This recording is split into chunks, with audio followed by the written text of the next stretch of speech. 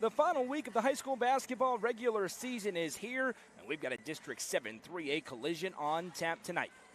It's the high school basketball game of the week presented by Mayberry's Furniture, and it pits Upperman against visiting Stone Memorial. I'm Noah McKay on the call here on the Watson Chevy UCR Media Network. The lovely Madison McKay producing things for us to our left as we welcome you into the Crouch Team with Howland's Lake Real Estate pregame show. It is the game of the week, and my goodness, it is two humongous games in the state's best 3A district. And we're moments away from tip-off in our girls' game. It's a top 10 matchup tonight as the number one ranked team in the state, the Stone Memorial Lady Panthers, take on the 6th ranked Upperman Lady Bees. Let's get to the tail of the tape in this one. It is a very intriguing matchup for all sorts of different reasons. It starts with the Stone Memorial Lady Panthers and her head coach Mike Buck. What a season it has been for this team. They are 21-3, 5-1 in District 7 3A, winners of 6 consecutive games. Their last time out, a dominant 30-point victory, 83-53 in Clark Range. They are the consensus number one ranked team in the state in both the Tennessee Sports Writers Association and USA Today poll.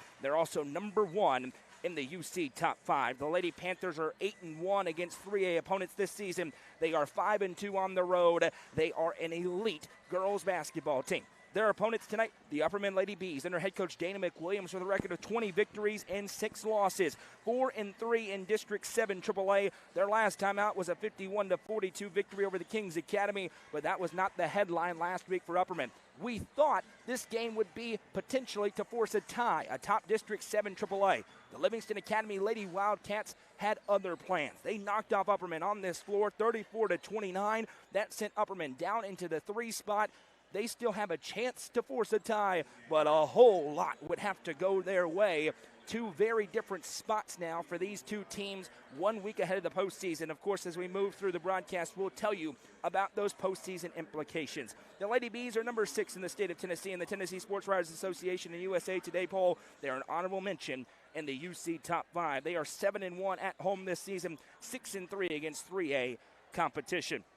When you look at the standings right now, these Stone Memorial Lady Panthers sit all alone in first place with a 5-1 district record. Just a half game behind are the White County Warriorettes, who are 5-2 in the district. White County and Stone split the season series, but Stone Memorial controls their destiny. They win out, they win the regular season district title. Upperman sits in the 3 spot right now at 4-3. Cumberland County and Livingston, they face off tonight. That game will be live on UCR3 coming up shortly. Each team at 1-5 in district play.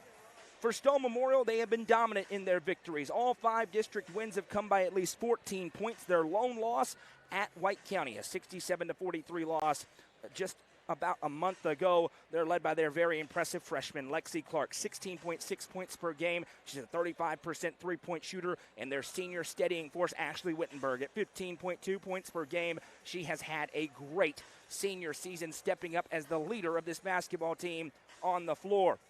On the other side, Upperman, they've had 3 double-digit victories in their district play. They are 8-2 in their last 10 games against Stone Memorial, but the last time out was a 64-50 victory for Stone in Crossville back on January 20th, and it was a strong performance for Stone, and a tech fest broke out late. All sorts of players fouled out for Upperman. Dana McWilliams picked up a technical foul. There were intentional fouls. It was a chaotic scene. We'll have to see if tonight turns into that as well.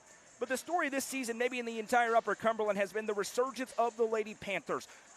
Since joining Class 3A, it had been a tough go. But before that, from 27-21 in Coach Buck's first few seasons in Crossville, they were sensational in Class 3A when it was just 3 classes. They were 99-25, had 16 postseason wins, 3 sub-state appearances, a state tournament appearance as well. They were in the Final Four, had a great chance to win it all when COVID ended the tournament in the semifinal round. Then the last 4 years had been a struggle. Just 38 victories in that time and just 3 postseason wins in total. But this year, led by this freshman class and that senior Ashley Wittenberg and other players like Lauren Clark, the reigning freshman of the year, Ella Jane May as well, 21-3, and the number 1 ranked team in the state of Tennessee. But they face one of the steady forces in Class 3A Upperman tonight, who's hungry to show the Livingston game was a fluke.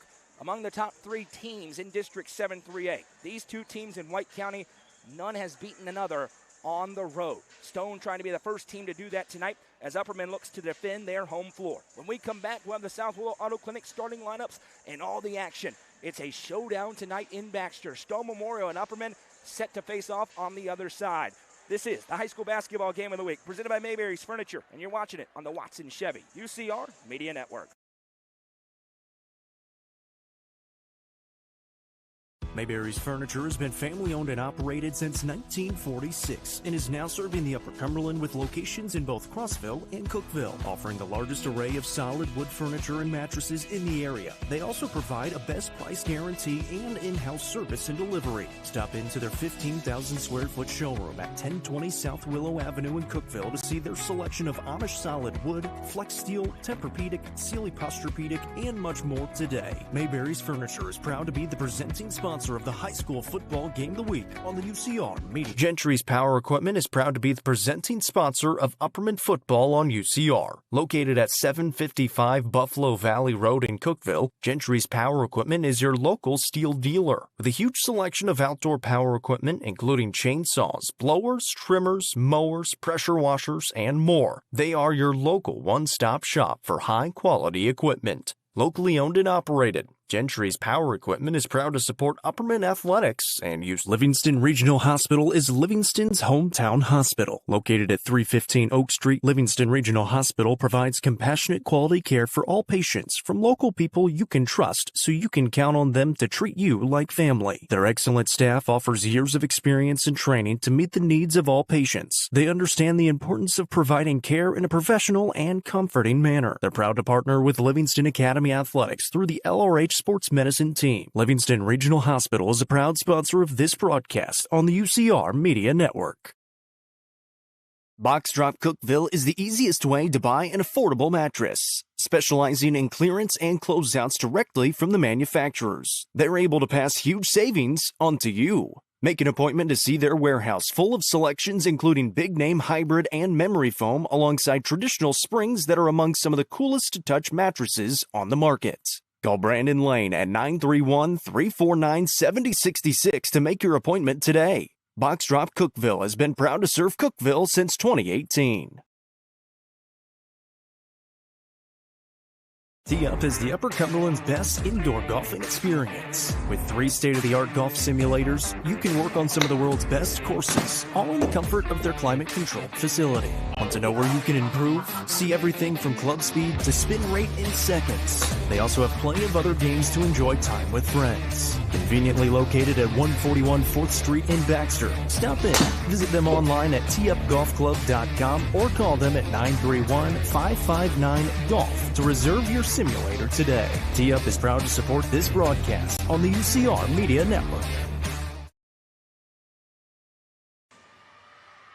It's the high school basketball game of the week presented by Mayberry's Furniture, and it pits the number 1 ranked team in the state and in the Upper Cumberland, the Stone Memorial Lady Panthers, against 6th ranked Upperman. Let's get to the South Willow Auto Clinic starting lineups. The South Willow Auto Clinic are your hometown auto doctors. First, for the visitors, the Stone Memorial Lady Panthers under head coach Mike Buck with a record of 21 victories and 3 losses. They are 5-1 in District 7-3A, and they control their own destiny to the 1 seed. Starting for the Panthers tonight, number 3, a junior, Lauren Clark. Number 15, the reigning freshman of the year in the Upper Cumberland. She's now a sophomore, Ella Jane May. Number 20, a sophomore, Emma Smith. Number 22, a freshman superstar, Lexi Clark. And number 23, the lone senior in the starting lineup for Coach Buck, the lone senior on the roster, Ashley Wittenberg. Their opponents tonight, the Upperman Lady Bees under head coach Dana McWilliams with a record of 20 victories and 6 losses. They are 4-3 on the season.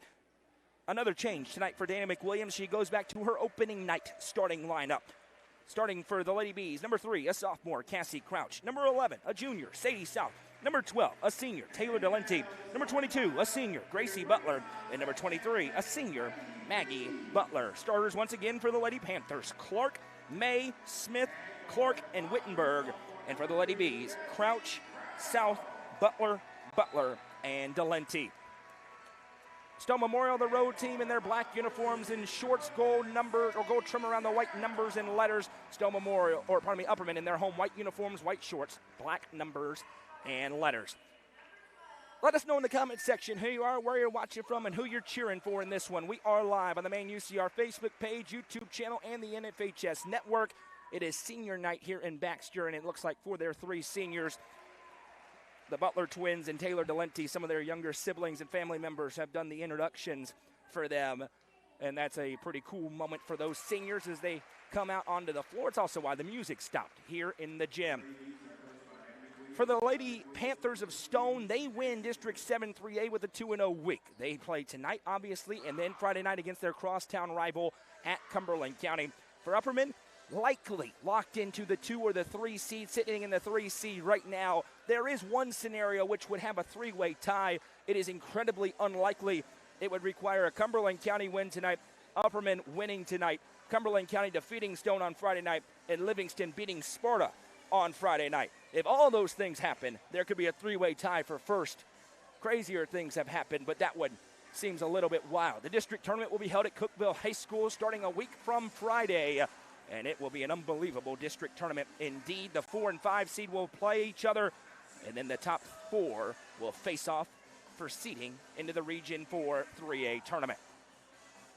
It's going to be Ella Jane May against Gracie Butler in the circle. Stone attacks right to left, Upperman left to right. Lead official throws it up. Let's get it on in a 7-3A clash. Cassie Crouch possesses the tip, and immediately that trap defense being deployed by Mike Buck. They throw a whole lot of different defenses at teams. On the season, Stone allows 53 points per game, Upperman at 42. As Gracie Butler has it, now weaves, kicks over to a wide open Taylor Delente who can't hit. Rebound down, Maggie Butler with the second chance for Upperman. Both Butler twins were in a whole lot of foul trouble in the game. It's Stone, another missed 3 this time by Maggie Butler, goes out of play, and the Lady Panthers will get it back. Mike Buck probably not going to be pleased with 2 open 3s allowed, but neither of them fell.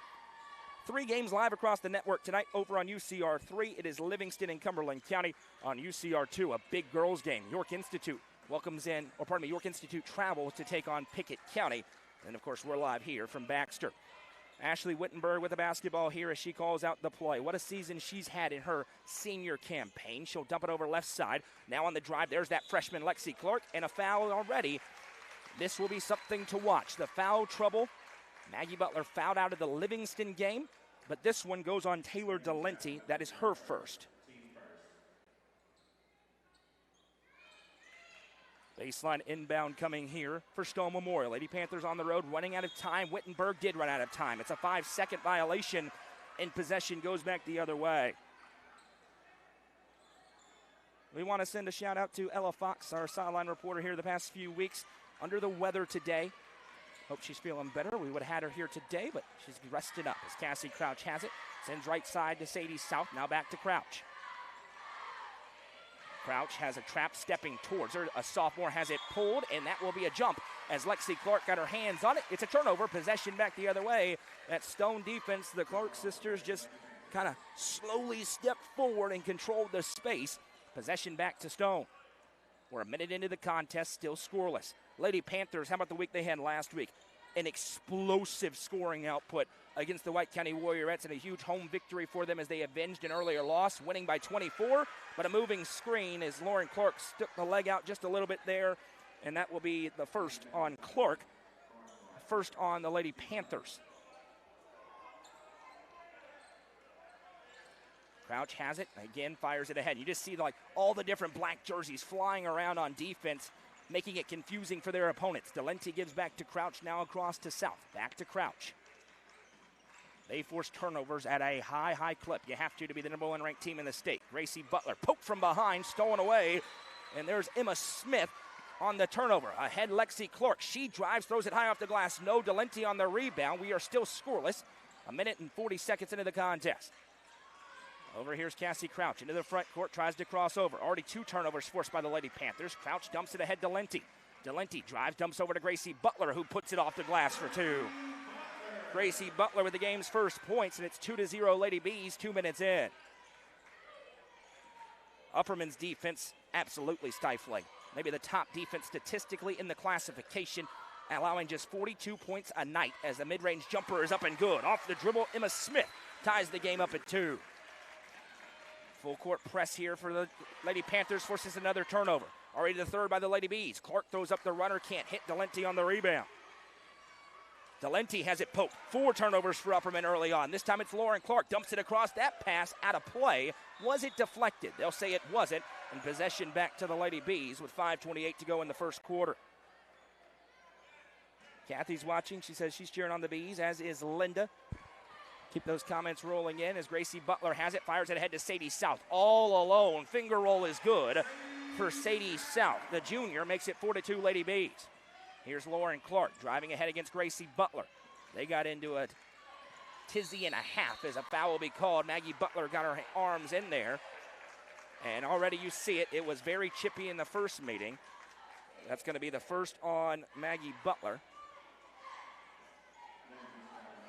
5:11 to go in the first. I mentioned it was techs and intentionals and all the like in the first meeting. Would not be a surprise. It was the same way on last Tuesday when Sparta traveled to Crossville. Smith on the inbound, able to send it back to Lauren Clark. 5:08 to go in the first. It's 4-2. Clark started her high school career at Cumberland County, transferred in last year, was only able to play their one district tournament game as there's a turnover for Stone. Cassie Crouch able to come away. Crouch ahead to South. She'll dump it inside Gracie Butler. Spins baseline off the glass for 2. 4 early ones for Gracie Butler, and it's 6-2 Lady Bees. 4:45 to go in the first quarter. Lauren Clark brings it up. This is a strength of Stone. Everybody on the floor can handle the rock. As they go left side, Lauren Clark. Really, both teams have that luxury. Lexi Clark gives back over.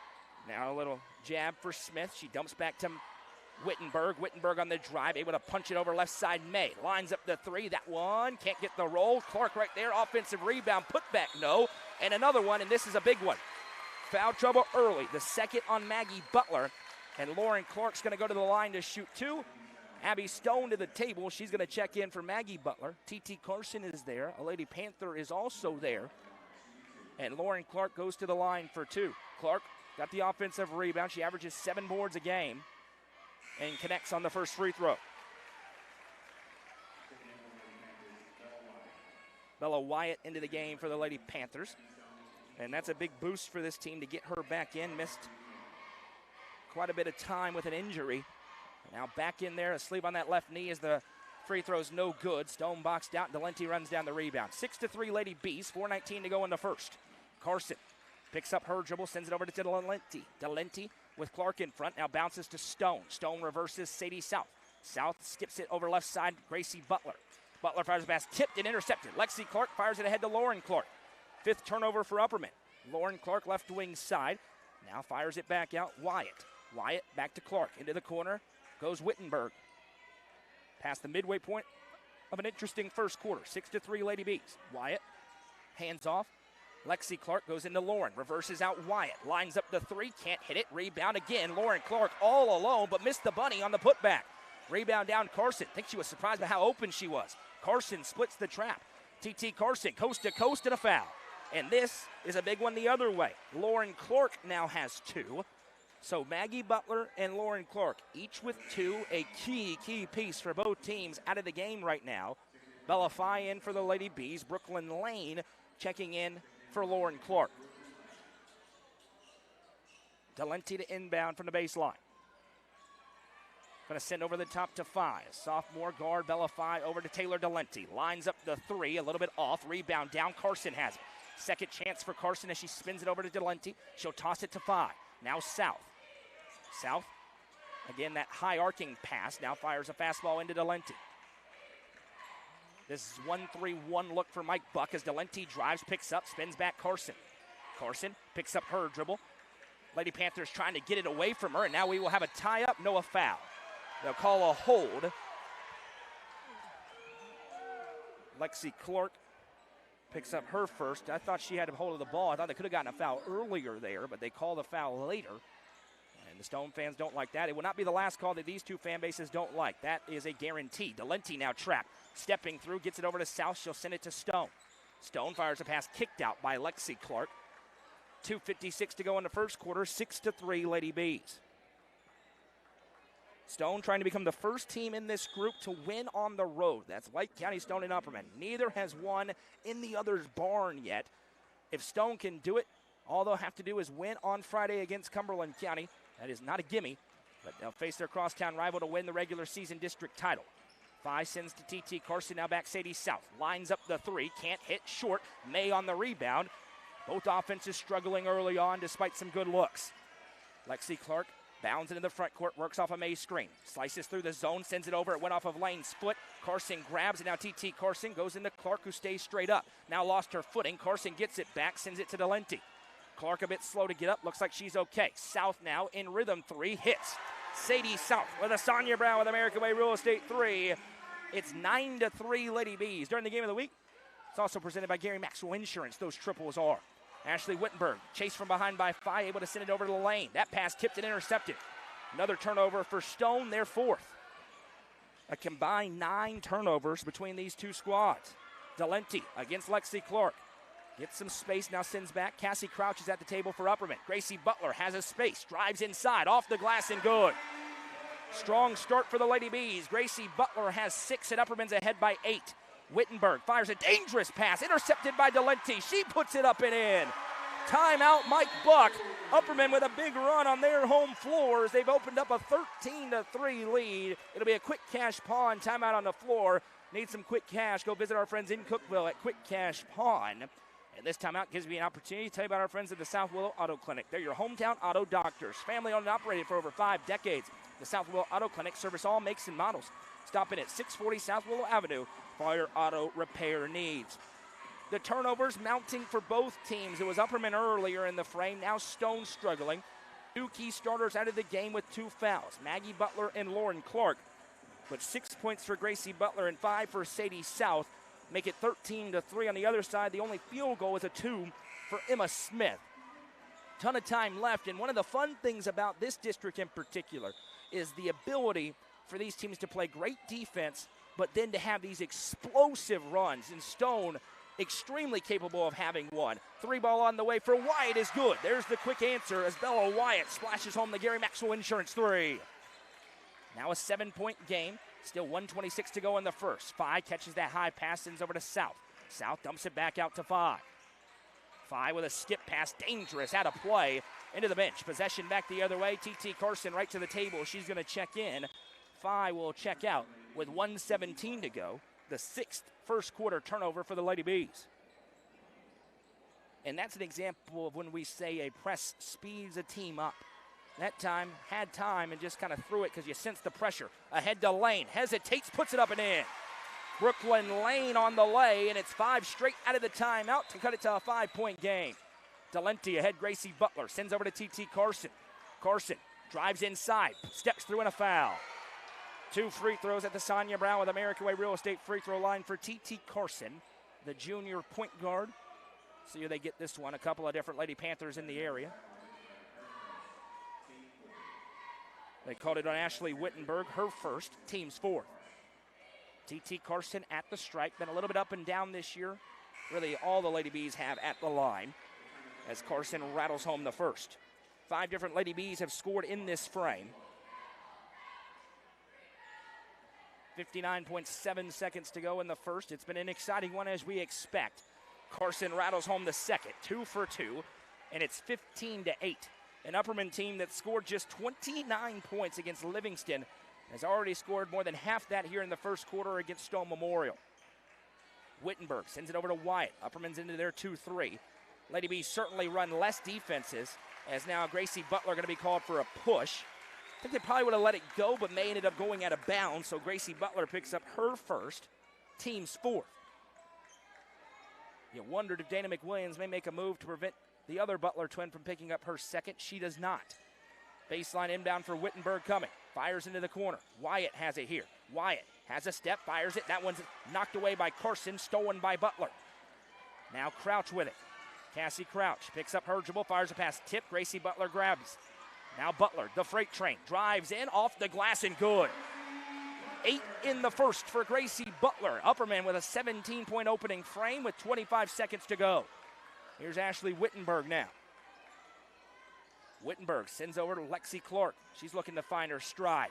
Right on cue, lines up the 3 and rains it home. Lexi Clark with a Gary Maxwell Insurance 3-pointer. 17-11. She's going to be all over the postseason awards. Number 22 in black and gold from Stone Memorial. 4 seconds for Gracie Butler. Drives and kicks. Delenti lines up the 3. At the horn, it does not go. And an exciting opening frame is in the books. Upperman 17, Stone Memorial 11. This is the high school basketball game of the week, presented by Mayberry's Furniture on the Watson Chevy UCR Media Network.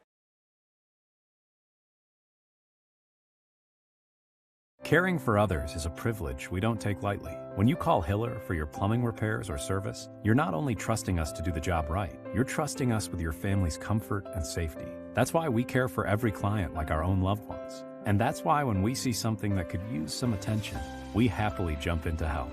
It's more than just a job. It's a calling. We do it because we care for people. We do it because we care for you. Call the Happy Face truck today.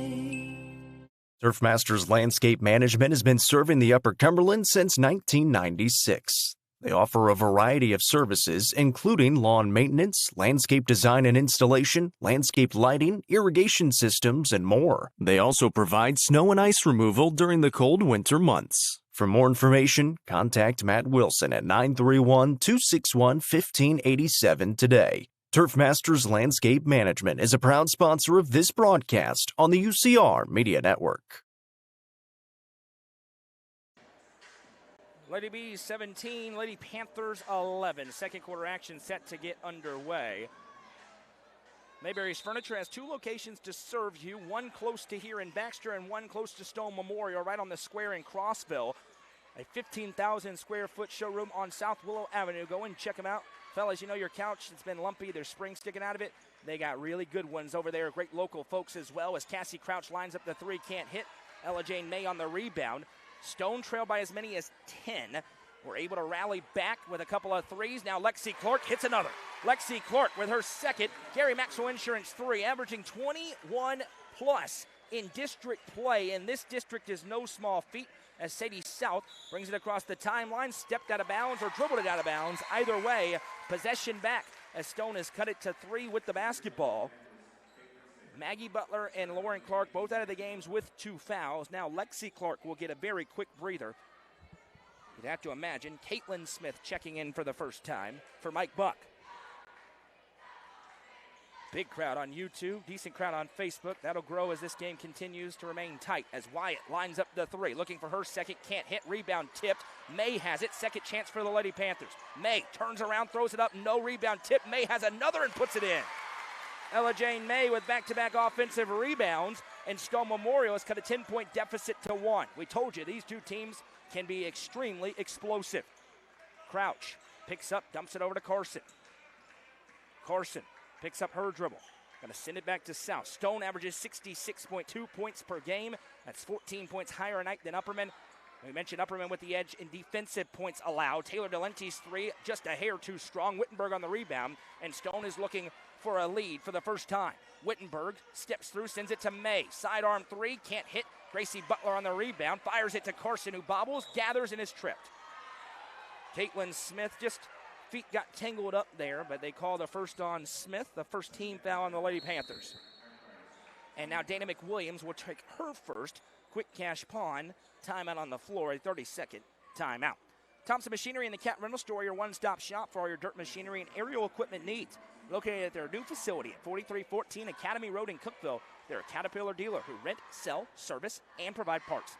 For rental needs, call Lane at 931-267-6380. And to buy, call Lucas at 931-979-5050. Of course, this is an Upperman game. Of course, we have to mention the presenting sponsor of Upperman Athletics all year long at UCR, Gentry's Power Equipment, your hometown steel and Exmark dealer. Back and forth game so far. It's Stone Memorial with the momentum. Upperman basketball.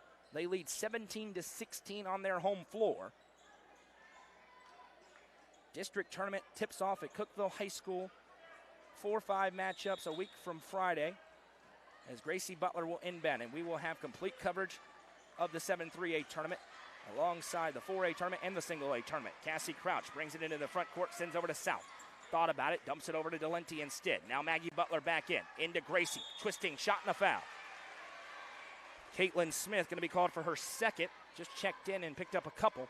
And Gracie Butler to the Sonia Brown with American Way Real Estate free throw line for 2. Butler had 8 in the first quarter. This is her first trip to the stripe tonight. And she hits the first.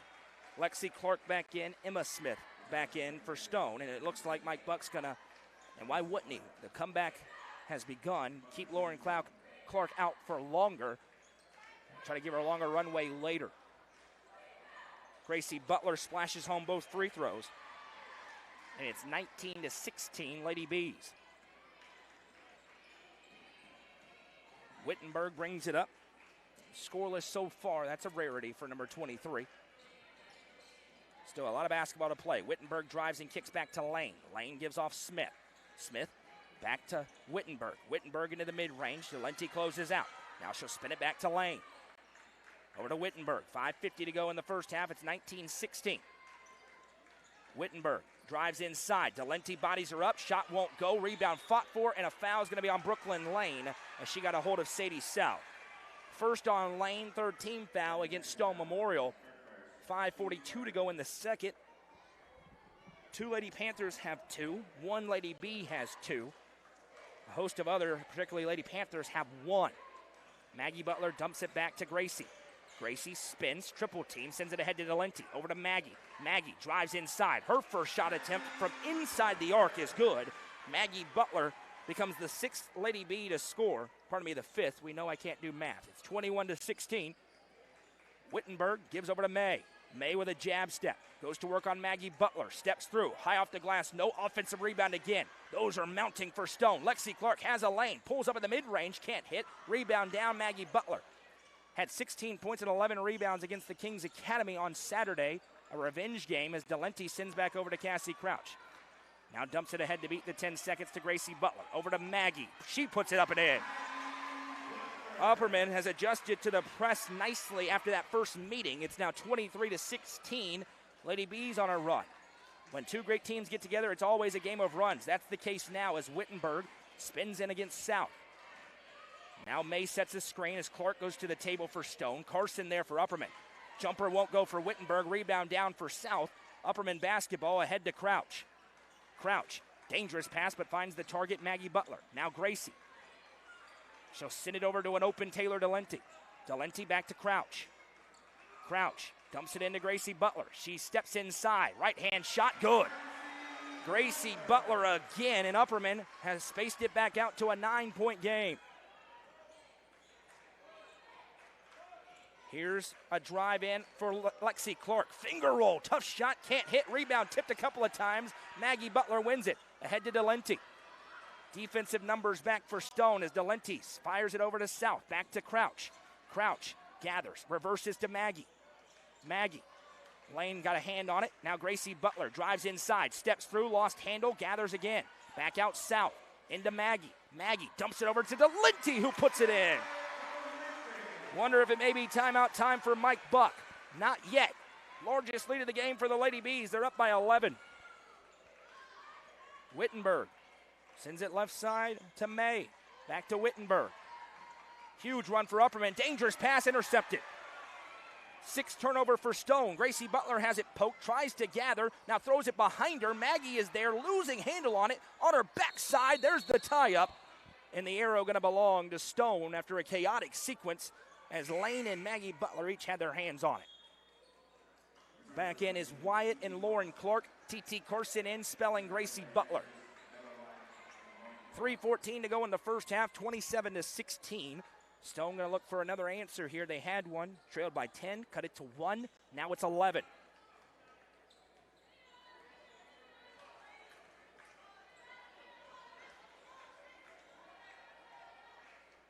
Pass over right side, Wyatt. Now into the corner, picked up, fired back to Wyatt. Upperman in that 2-3. Now Lauren Clark spins back from the free throw line, eyes up, fires it over. Lexi Clark now pass in, that was bobbled but grabbed by Smith. Smith now run into and a foul. Maggie Butler going to be the first with 3. She grabbed in there. Carson was also in the area, but it goes on Maggie Butler. So while more fouls have been called on Stone, that is a big detriment to the Lady Bees as Maggie checks out for Abby Stone. Score update on the SK Creation scoreboard. York Institute leads Pickett County 20-18. Heavyweight clash between 1A and 2A opponents tonight. 2 winning streaks on the line there. Right side, Lexi Clark dumps it to Wyatt. See if Stone tries to attack inside in this spot. Little inside-out pass. A drive and dump over Lauren Clark, and we will have a 3-second violation as Clark didn't vacate the lane. Possession back to Upperman with 2:29 to go in the half. Keep those comments rolling in here. Appreciate that. Kenny, I'm glad to be here as well. Here's T.T. Carson. Back to Delenti. She'll send it over to South. Now a pass. Lexi Clark almost jumped it, but Delenti sends to T.T. Carson. She now drives, fires it South. Back to Delenti. Delenti to a wide open Cassie Crouch. High arcing 3, too strong. Lauren Clark on the rebound. Clark now going to fire a fastball ahead to Lexi. Catches it, puts it up, can't finish but a foul. Cassie Crouch called for her first, and Lexi Clark going to go to the line for 2 with 2:04 to go in the second. This has been a long scoreless drought. Stone scored 5 points in the opening minute of the quarter, have not scored since. Lexi Clark, the freshman, a 74.4% free throw shooter, going to go to the stripe here. Her first one is good.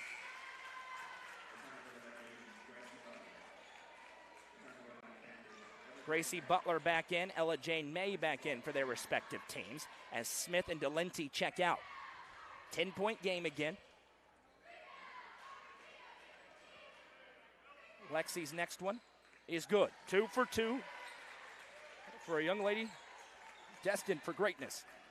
Here's Cassie Crouch. Sends over to Carson. Carson into the front court. Double team arrives. She skips it over to Crouch. Crouch into Gracie Butler. Pull up in the mid-range, and we will have a 3-second violation the other way as Stone didn't clear out for Upperman. So both teams have picked up a 3-second violation. You'll go a lot of games without one.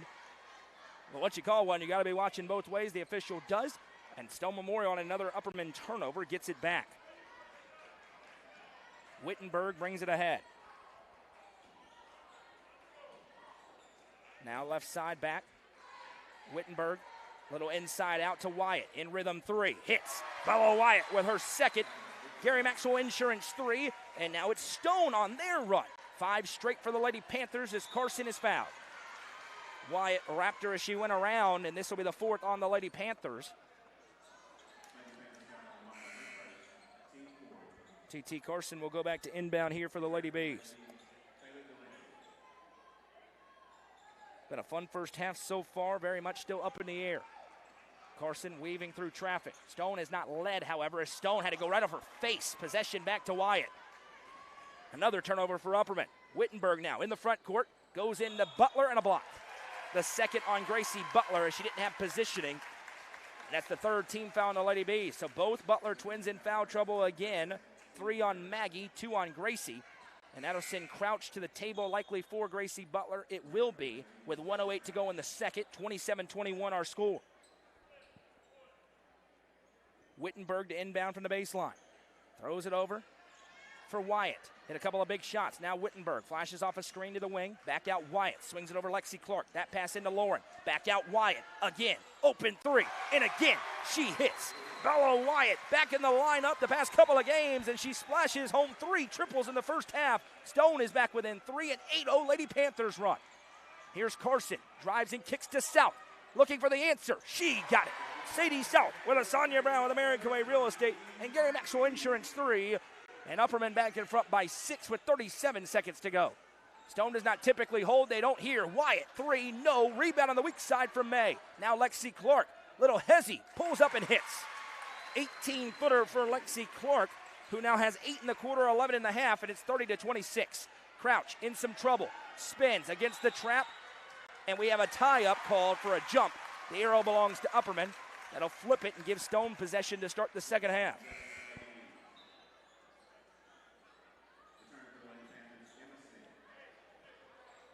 Delenti to inbound with 17.9 to go. Stone with another answer. Bella Wyatt from long range getting it going as Carson sends it ahead to Delenti. 15 seconds. Certainly Stone not going to just let him hold as Carson weaves it over to Delenti. Now 10 seconds. Back to Crouch. 8 seconds. Goes to Carson. Carson drives and kicks. That pass intercepted. Lexi Clark on the steal, swiped by Crouch. She puts it up at the buzzer, did not get it away in time. And that brings us to the end of a very intriguing first half of basketball here in Baxter. Stone Memorial trails Upperman at the break, 30-26. We'll be back with a Happy Hiller halftime show, and Upperman head coach Bobby McWilliams will join us on the other side. This is the high school basketball game of the week, presented by Mayberry's Furniture on the Watson Chevy UCR Media Network. Looking for a roofing company you can truly trust? You'll find Risher Roofing, a family-owned team that is proud to serve the Upper Cumberland and beyond. Risher Roofing offers free inspections and honest quotes with no pressure. They only use top-quality materials, and every job is overseen by a trusted project manager who lives right here locally. If you want a team that listens, communicates, and does it right the first time, call Risher Roofing at 931-559-ROOF. That's 931-559-7663. Risher Roofing is proud to support this broadcast on the UCR Media Network. I work with Warren County Nursery here in McMinnville, Tennessee. I'm very passionate about the hay because that's how I take care of my cows. So I farm here with my dad. We raise primarily corn, soybeans, and wheat. By having that in my background and knowing what the customer expects, I know how to cater to the customer. We're here to provide solutions for our customers. Going through some of those challenging experiences help you understand maybe the position they're coming from. The Crouch team with Highlands Elite Real Estate proudly presents this home with a great location just off Highway 111 on the south side of Cookeville. This home has just over 2,000 square feet, a 2-car garage, and beautiful hardwood flooring throughout. For more information, visit chadandamycrouch.com or call 931-979-1191. The Crouch team with Highlands Elite Real Estate is a proud sponsor of this broadcast on the UCR Media Network. Welcome back. It's time for the Happy Hiller halftime show. Visit happyhiller.com to see how our friends at Hiller can help solve your plumbing, heating, cooling, and electrical problems. Today, it's halftime in our first of two tonight in the high school basketball game of the week. 30-26 the score as Upperman leads. The boys game, very interesting one upcoming as the Bees take on the Panthers, the two teams that sit atop District 7 3A. We're joined now by Upperman head coach Bobby McWilliams. Coach, your team has an opportunity to wrap up a district title in the regular season. You've got a good opponent here tonight against you. What's the mentality as you try to check off one of those boxes on the goal list? We've got ourselves in a situation that we want to be in. You got a chance to clinch first place, but Stone's really good. They've got great length. Got a lot more experience under their belt now than when we played them a few weeks ago, and played quite a few seniors. So, I think they've got a really good team. Should be a good matchup, but we like where we're at, and we like what we're doing right now. I feel like we've gotten better over the last 2-3 weeks ourselves, so should be a fun game. To that point, you're making this second lap, and unlike in years past where there's more teams in this district, it's a shorter lap, but you have spaced out the margins in a lot of these second meetings. I have to imagine you guys are pleased to see that in rematches, which are tough against good teams. You guys have taken care of business in pretty convincing fashion, particularly last week. Yeah, I just feel like I feel like we're playing a little better right now than we were when we first came back immediately after Christmas. I think every team at some point in time in the middle of their season or during the season hit a little lull, and I felt like we did that right as soon as we got back. And hopefully we'll play well tonight. We need to. If you don't play good in this district, you stand a good chance to lose. But we like where we're at. Our intensity's been better in practice, our focus, and our concentration. And as for a coach, that's all you can ask for. But should be a great game. This Stone Memorial team, a team that you have had some wars with over the past few years. Some things change, some things stay the same. And what's the same is you two are at the top of this district right now. They've got Jack Cordell, who's got every trait you would want in a star player. Briggs Lyles had a great season. The challenge that this Stone Memorial team in particular presents for you guys tonight. I think the first thing, I think they're very lengthy. I think that's something they're going to have to contend with. They switch most of the time 1 through 5, but if not, it's 1 through 4. So you got to deal with that switching defense a little bit. But I think their length. I think now they're a team full of seniors that's playing a lot of minutes. They've got depth. Just a really good team. And that you have to be able to counter that somehow. and hopefully we've got ourselves to where in practice to where we're ready to do that. But those are some of the things I think you got to make sure you're taking care of. Is you got to keep them off the boards as normal, and you got to be able to contest everything. But their length and their size and their strength and their depth is a big deal, and I think you've seen that through their scores, especially over the past 3 or 4 weeks. This is an interesting group that you have. We talked a lot earlier in the year about how you had a lot of different pieces playing roles. There's some familiar names certainly from years past, but it is not the same group that you had last year. What has this group's kind of demeanor been like? Because early in the season you have certain things that happen, and now you're getting close to tournament time, and that kind of intensity level rises each and every game. How about the maturity level of this group and kind of the development they've been through in that capacity? Yeah, I think it took us a minute. We went through the summer and didn't have all of our guys any days. And so when we got some of the football guys back, we had to change a few things then. But this is a totally different team than what we had last year, and that's easy to see.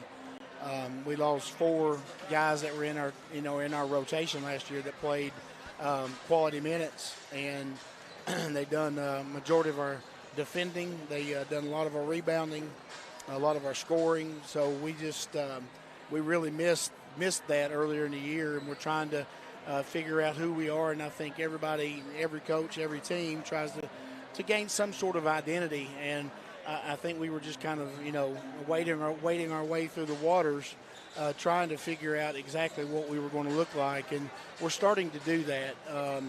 But I think, especially our 3 seniors who we're honoring tonight, but I think those guys have really stepped up, and their games have really lifted to a totally different level than they've probably been at since their time here at Upperman, and that's what we expect, and that's what we need going forward, and that's in return that's made some of the younger guys feel a little more comfortable too, and so we're trying to find our stride and find exactly what we want to do and who we are. As I said earlier, just trying to find our identity on how we're going to play, who we're going to be, and the things that we're going to be able to do, and we're starting to do that, and it's at the right time. That's Bobby McWilliams, the Bees, trying to wrap up the regular season district title in the second half of our doubleheader. Coach, good luck, and thanks for joining us. Thank you.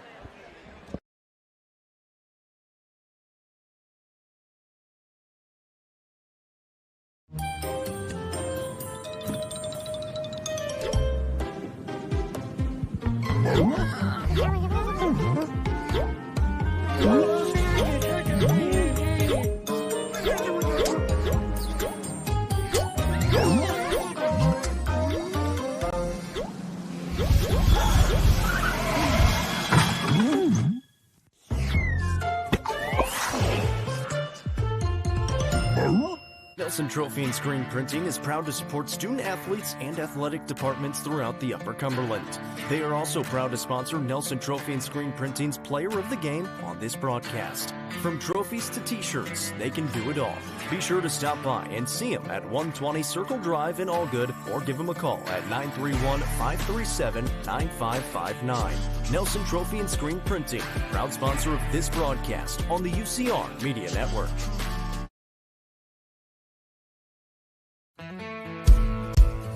Let the bidding begin. It's time for the show, and you know it's gonna go high. There's a buzz in the air, and people come from everywhere to hear the auctioneer cry. The sound of the gavel never gets old when you hear DJ say so. Live or online, we handle auctions of any kind. Call Amanette's Eagle Auction at 526-5335, where we soar higher. Looking for weekend lunch and dinner plans? Since 1971, Nick's Restaurant has been locally owned and operated. From mouth-watering prime rib to delectable ice cream pie, Nick's has it all. Their cozy atmosphere and great service will make you feel right at home. Plus, their banquet space is perfect for any event. Visit them at 895 South Jefferson Avenue or online at nickscookville.com. Nick's Restaurant is a proud sponsor of this broadcast on the UCR Media Network.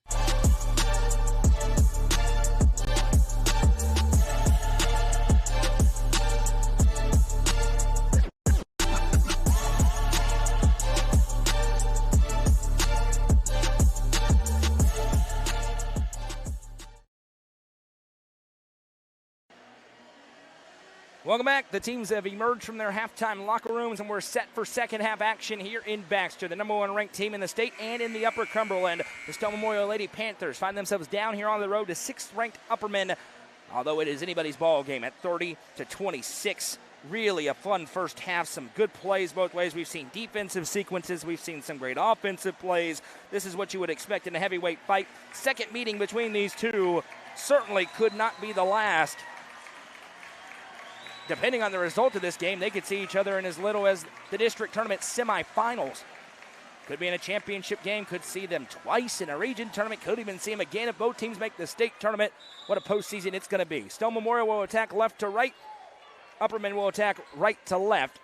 Lady Panthers in black, Upperman in white. We're back underway. Ashley Wittenberg brings it up. Scoreless in the first half for the senior. Lauren Clark gives over to Smith. Now right side Wittenberg. She'll dump it to Lexi Clark. Clark leads Stone with 10. She dumps it over and an offensive foul.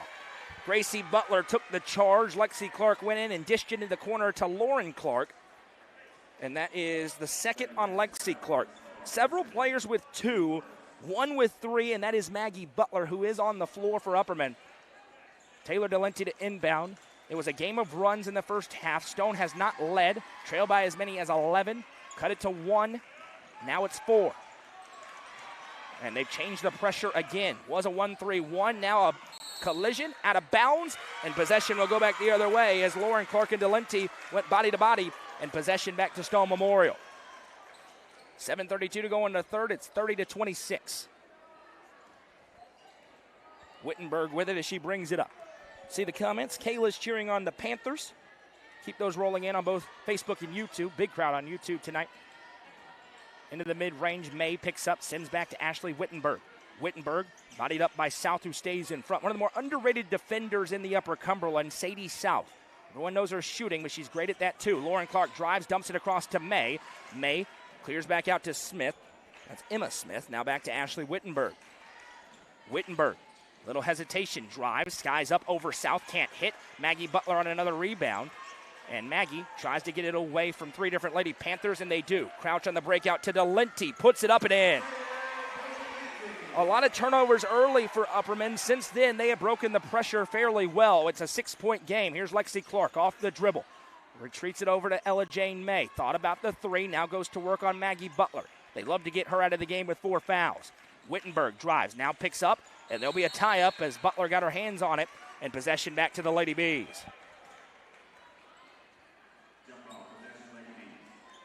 32-26, 6:33 to go in the third quarter. Delenti in an inbound here. Sends it to Crouch.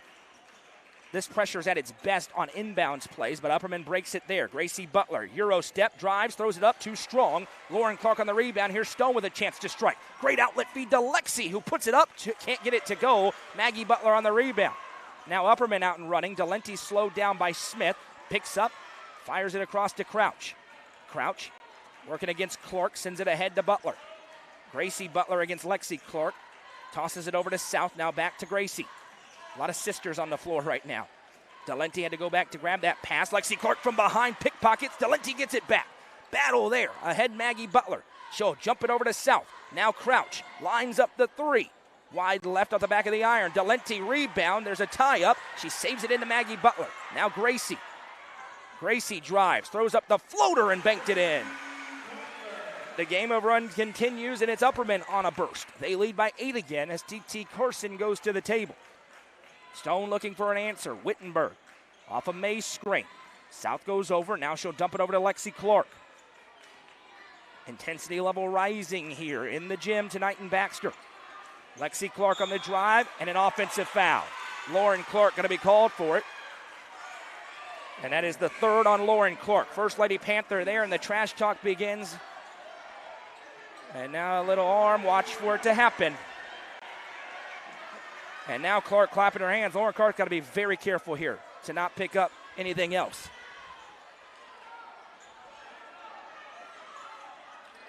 We were waiting for it. Here we go, a little chippiness. Let's go, baby. Why not? Left side Maggie Butler. Back to Gracie. Gracie trying to shield off the defender. She'll jump it ahead to Crouch. Crouch skips it over to South. Lines up the 3 and hits. Sadie South with Lasagna Brown with American Way Real Estate 3, her third, and Upperman has tied their largest lead up by 11.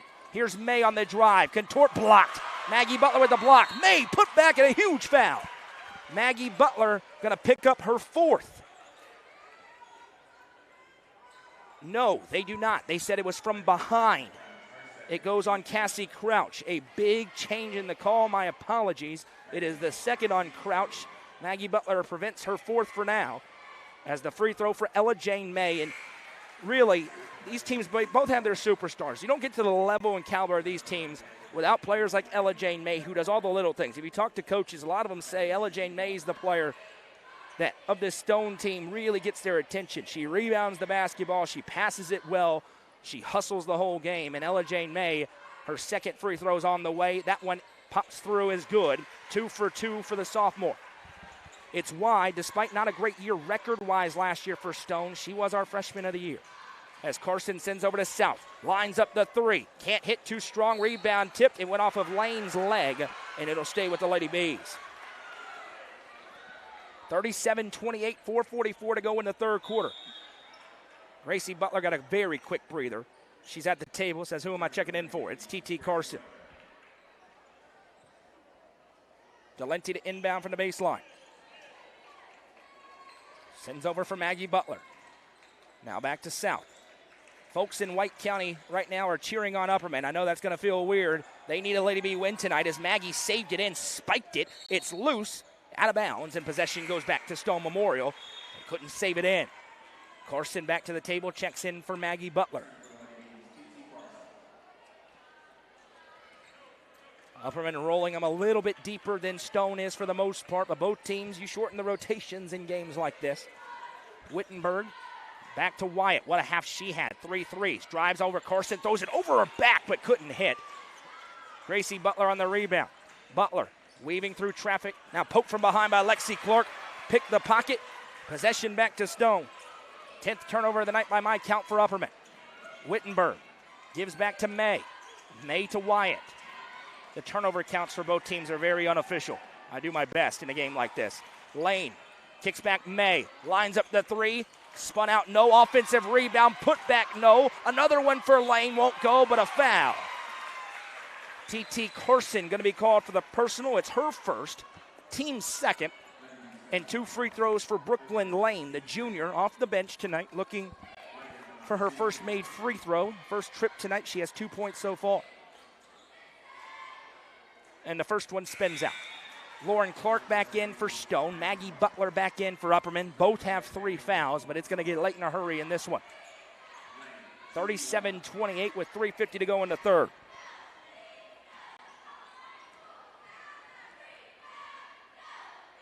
Lane rattles home the second. A split trip for the junior.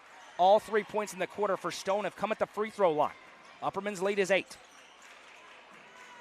South ahead to Gracie Butler. They beat the 10 seconds. Butler against Clark. Told you that's the matchup. Now we will have a whistle and a tie-up. Gracie Butler and Lauren Clark in there. And the arrow belongs to Stone Memorial. And Dana McWilliams on the floor. She wants a quick cash pawn timeout, the second one that she has taken in this game. The presenting sponsor of the high school game of the week all year long is Mayberry's Furniture. Locations in both Crossville and in Cookville, wherever you are in the Upper Cumberland, they are convenient to you. These are great local folks, and if you have not been into the showrooms, you have to go and check them out. They are unbelievable spaces. Quite frankly, both of them, you go in and you think, how is there enough room for all this stuff? So many options. It's going to fit your home. Ladies, remodel your bedroom. Fellas, get yourself a new chair for the man cave at Mayberry's Furniture and tell them that we sent you. Wherever you are in the UC, they're there to serve you, both in Cookville and in Crossville. 3:39 to go in the third quarter. Let's get some score updates on the SK Creations scoreboard. Cumberland County led Livingston 24-13 at the half. York Institute and Pickett County in a good one over on UCR2. It is 38-34, York with the lead over the Bobcats from Pickett County. Tim Scruggs has your action on UCR2. The great Craig Cantrell is joined by Colin Castleberry tonight over on UCR3. It is a busy week across the network. Thursday night, a couple of games. Cookville and Lincoln County, that's where I will be. Madison will be with Craig up in Byrdstown as Red Bowling Springs takes on Pickett County. And then Friday night, another packed slate, 3 games as well across our network. And it's a double feature of games of the week because on Saturday night, this Stone Memorial team travels to Jamestown to take on York Institute. We'll be there for all the action. Ashley Wittenberg brings it up here for Stone. Sends it over right side. Now a skip pass to Wyatt. Lines up the 3 over the block attempt and hits. Bella Wyatt has hit 2 triples out of timeouts. She has 4 tonight. And Stone, just like that, back within 5. They're on a 7-0 run. It is unbelievable the runs, how this game has gone. It has been 11-1, 11-2, and now 11-5. Carson spun into the trap, gives it over to Delenti. South wasn't ready but grabs. South gives to Maggie Butler. Maggie trapped. Stone relentless defensively. That one knocked out of play, and it'll stay with Upperman.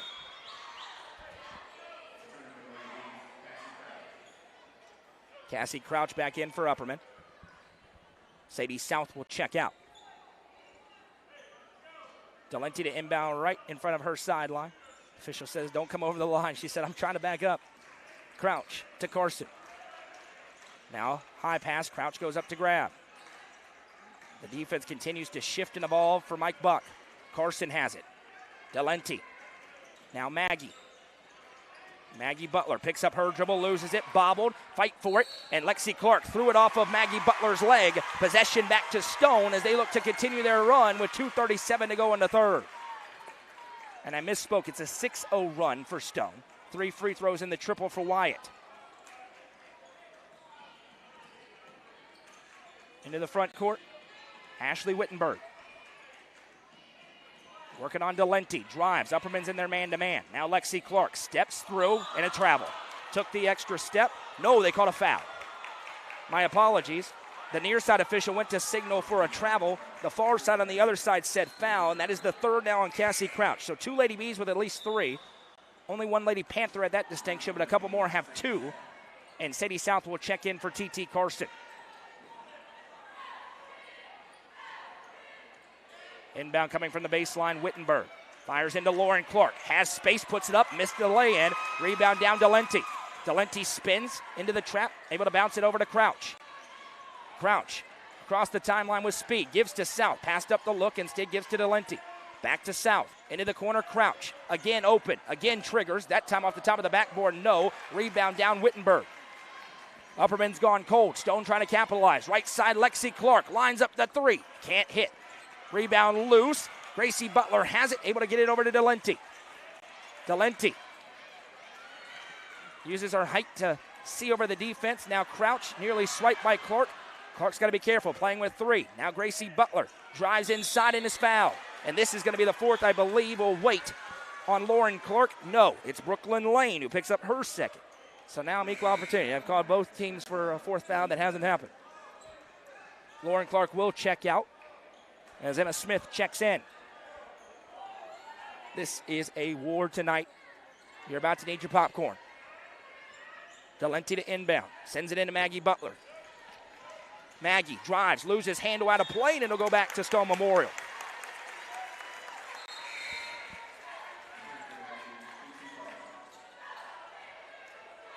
TT Carson back in. Maggie Butler checks out. 1:35 to go in the third quarter. 37-32 our score. Lady Panthers have scored 6 straight, but both teams really cold from the floor right now. Stone controls their own destiny. They win out, they win the regular season title. They lose today, and it could head to a coin flip if they win on Friday and Sparta wins on Friday. Here's a drive for Lexi Clark. Throws it over her shoulder, no, but a foul. A block's going to be called on Gracie Butler, and now Gracie has 3. So both Butler twins with 3 fouls for the Lady Bees, and this will be 2 free throws upcoming for Lexi Clark, who is 2 for 2 at the line in this game. 1:12 to go in the third quarter, 37-32. A 6-0 Stone run could be stretched to 8 as the freshman sets up. We saw her last year in the Upper Cumberland Middle School All-Star Game, which we'll be broadcasting again this year, and we said, listen, this young lady is showing she's going to be a problem, and she has been a problem all year long for opponents. Her first one was good. Her second one was good. And just like that, it's an 8-0 run for Stone Memorial. Here's T.T. Carson weaving through traffic all the way inside, blocked. Ella Jane May with the block, and now Stone with a chance to get within one or tie. Here's Wittenberg, sends it left side, Wyatt, deep three, hits. Bella Wyatt with another Gary Maxwell Insurance three. It is her fifth, and now the Lady Panther faithful rise to their feet. We got a new ball game, an 11-0 run for Stone Memorial. Crouch to Delenti. Started with a block by May on the other end, and then cashed in with a deep three. Pass ahead, Delenti, and she's fouled. Wittenberg tried to jump the pass. It'll be her second. So Lauren Clark has three, and then Lane, Smith, Clark, and Wittenberg each have two for Stone. That is the fourth team foul on the Lady Panthers. Both Butler twins have three for Upperman. Cassie Crouch also has three, and then nobody else with more than one. Inbound goes to Crouch. Crouch spins and sends it over to South. 32 seconds to go in the quarter. Upperman likely content to hold. That is not easy against this Stone team. Delenti sends over to South. Now left side, Gracie Butler. Gracie sends back to South. 19 seconds to go. Gracie dumps it over to Crouch. 12 seconds. Now Butler. Gracie the Butler, that is. South to Crouch. 6 seconds for Crouch. Sends Delenti. Feeds over to Maggie Butler. Lines up the three and hits. Maggie Butler with a Sonia Brown with American Way Real Estate three. Sends Upperman into the fourth quarter with a narrow lead. Ladies and gentlemen, get your popcorn ready. After three, it's Upperman 40, Stone 37. It's the high school basketball game of the week, presented by Mayberry's Furniture on the Watson Chevy UCR Media Network. Watson Chevrolet is proud to present the area's best selection of new and pre-owned cars, trucks, and SUVs. Watson Chevy's staff of experts are ready to get you into your next vehicle with unmatched service and knowledge. Stop in at 2350 Cookeville Highway and get your vehicle serviced by their highly trained professionals. Right now, you can save money on oil changes, regular maintenance, and battery installation. And remember, don't buy till you see Jason Fye. Watson Chevy is proud to be the presenting sponsor of the UCR Media Network. Real Estate Collective is a team of experienced, licensed real estate agents serving the entire Upper Cumberland region. Whether you are looking to buy or sell, the RICO team is ready to serve you. With a focus on people over profits, you can rest assured the Real Estate Collective can help make your real estate dreams a reality. Call 931-559-9500 for more information or see their current listings at letsgorico.com. The Real Estate Collective is proud to support student athletes in our area and this broadcast on the UCR Media Network. A heavyweight fight has lived up to the billing so far. Upperman 40, Stone Memorial 37. Upperman led by 11. Stone answered on an 11-0 run.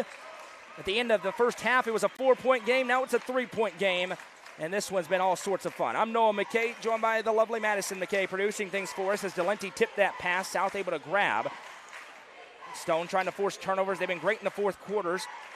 They dominated the fourth quarter in this previous matchup as the ball is loose. It's rolling towards the corner. Maggie Butler grabs. Now she's trapped. Bounces it ahead to Delenti. Delenti steps through, throws it up, and a foul. Ella Jane May will be called for her first, and Taylor Delenti is going to go to the Sonia Brown with American Way Real Estate free throw line for two. We are in the Upper Cumberland Generators broadcast booth. I know it's warm today, but it very well could get cold immediately. You also need a new generator in the summer. Give our friends at Upper Cumberland Generators a call as Delenti gets the first free throw to go. I've said it in each of these matchups. I'll say it again. One of the fun things about this is the least intense that a matchup between these two will be the rest of the way. And it feels like it does in a state championship game. Delenti, 2 for 2. And Upperman's lead is back to 5. They've led by 11 on two separate occasions, 10 on another. Stone has not led, but they continue to battle back as Wittenberg loses handle on it, able to run it down on the baseline. Wittenberg, and a timeout going to be called by Mike Buck, a quick cash pawn timeout on the floor.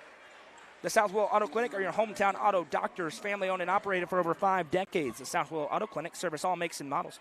Stop in at 640 South Willow Avenue for your auto repair needs.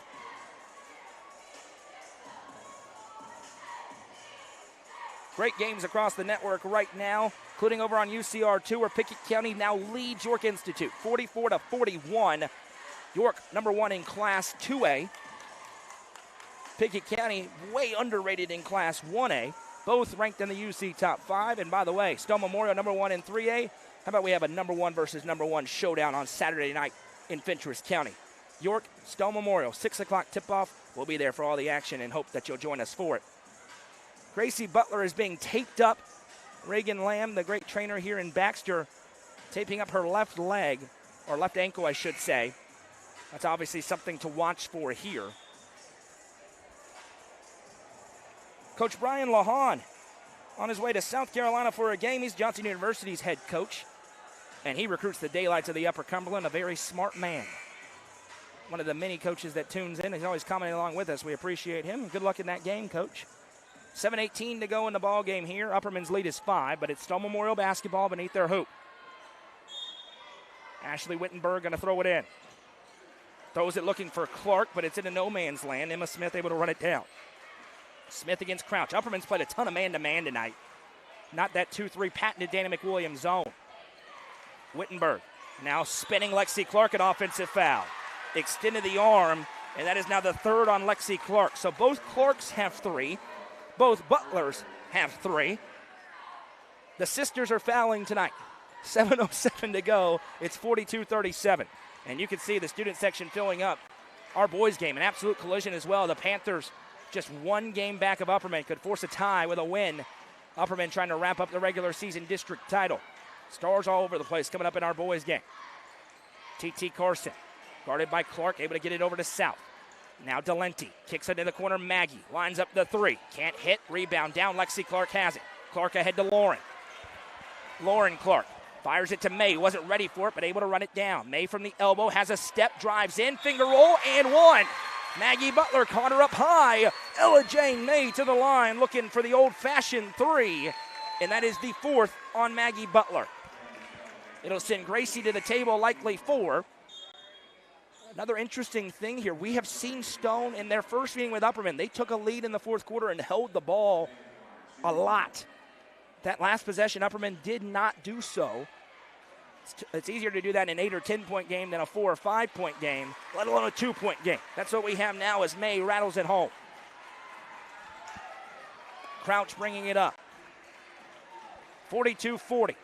Crouch drives, spins into the corner. Now goes down the baseline, dumps it out to Gracie Butler. Butler guarded by Lauren Clark. Now she'll give off to Delenti. Crouch comes to reset for the new play. Crouch.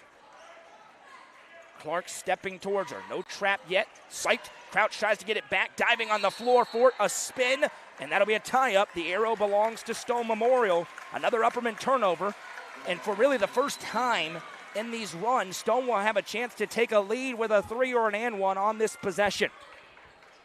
42-40. Upperman has led this entire game. It was tied briefly at 0-0 and then right before halftime at 26-26.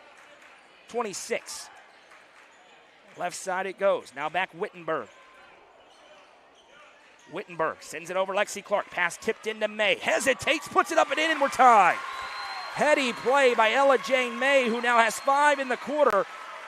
It was a 5-point game at the end of, or just early into this frame, and now a timeout going to be called by Dana McWilliams, a quick cash pawn timeout. The Stone faithful again rise to their feet. 30-second timeout on the floor. Thompson Machinery and the Cat Rental Store, your one-stop shop for your dirt machinery and aerial equipment needs. Located at their new facility at 4314 Academy Road in Cookeville. They're a Caterpillar dealer who rent, sell, service, and provide parts. For rental needs, call Lane at 931-267-6380. And to buy, call Lucas at 931-979-5050. Ladies and gentlemen, I need you to do me a favor right now, no matter where you're watching. Hit share. Share this to your pages so everybody knows it is a elite girls basketball game going down right now on UCR. 42-42 in front of a rowdy gym and a packed house. Upperman basketball after May's lay-in tied us up at 42. It's the senior Delenti. Looks like she's going to inbound to a sophomore, Cassie Crouch. She does. Clark steps right out to her, now gives off for South. South tosses it back over to Crouch. Back into their 1-3-1 moving zone are the Lady Panthers. Maggie Butler Skips it over to South. Back to Crouch. South again. Thought about it. Passes up the 3. Delenti has it. There's a couple of girls in this gym within the gym range. Shady South is one of them. That pass intended for Gracie Butler, tipped out of play. And it'll stay with Upperman. 5:04 to go in regulation, all tied up at 42. Stone trying to take a stranglehold on 7-3A. White County desperate for an Upperman win. That pass tipped out by Lexi Clark. And it'll stay with the Lady Bees again. Goes to a much tougher place to inbound from over on the sideline. Coaches love to inbound from the baseline. But Delenti's not quite in the corner. They don't guard the inbounder as Delenti gives it into Maggie Butler. Maggie fires a pass, and that one, can they save it in? It was tipped. So out of bounds, and it'll stay with the Lady Bees. The official immediately signaled that Lauren Clark tipped that basketball. So back-to-back tip passes by Clarks. One was Lexi, that one was Lauren. And Upperman has it again. Delenti. Upperman had that quick ball movement earlier. It's how they gashed this zone. Right now it's gotten a little bit sticky for him. Crouch to Delenti. Into the corner South. Back to Delenti. Clark right there. Playing with 3 fouls. Maggie Butler has 4 and is not on the floor. Yes, she is. Pardon me. Speaking of, Gracie Butler gives to Delenti. She'll skip it across South. South goes down on by Lexi Clark over her shoulder to Crouch. Crouch, one dribble, now in some trouble. Crouch spins, able to jump it over to Gracie Butler. Tie game at 42. Long possession for Upperman. They have not threatened until now. Sadie South, long 3, good. Sadie South with her 4th. Sonia Brown with American Way Real Estate and Gary Maxwell Insurance 3. Lauren Clark ahead to Lexi Clark. Clark on the baseline, spins on Delenti, puts it up at a foul. And if this is on Maggie Butler, it is her 5th and would be the 2nd time in these matchups she's fouled out. It is on Maggie Butler, and it is her 5th. She also fouled out against Livingston, and now Stone has an opportunity. Lexi Clark is already 4 for 4. She's going to go back to the line for 2 more. And I believe Dana McWilliams is arguing for a travel in that spot. The official just nods his head. And now T.T. Carson going to check in for Maggie Butler. And 2 free throws upcoming for Lexi Clark. So a big, big development in this game. With Maggie Butler out, the key post defender for Upperman is forced out. And Gracie Butler also has 3. Clark able to hit the first free throw.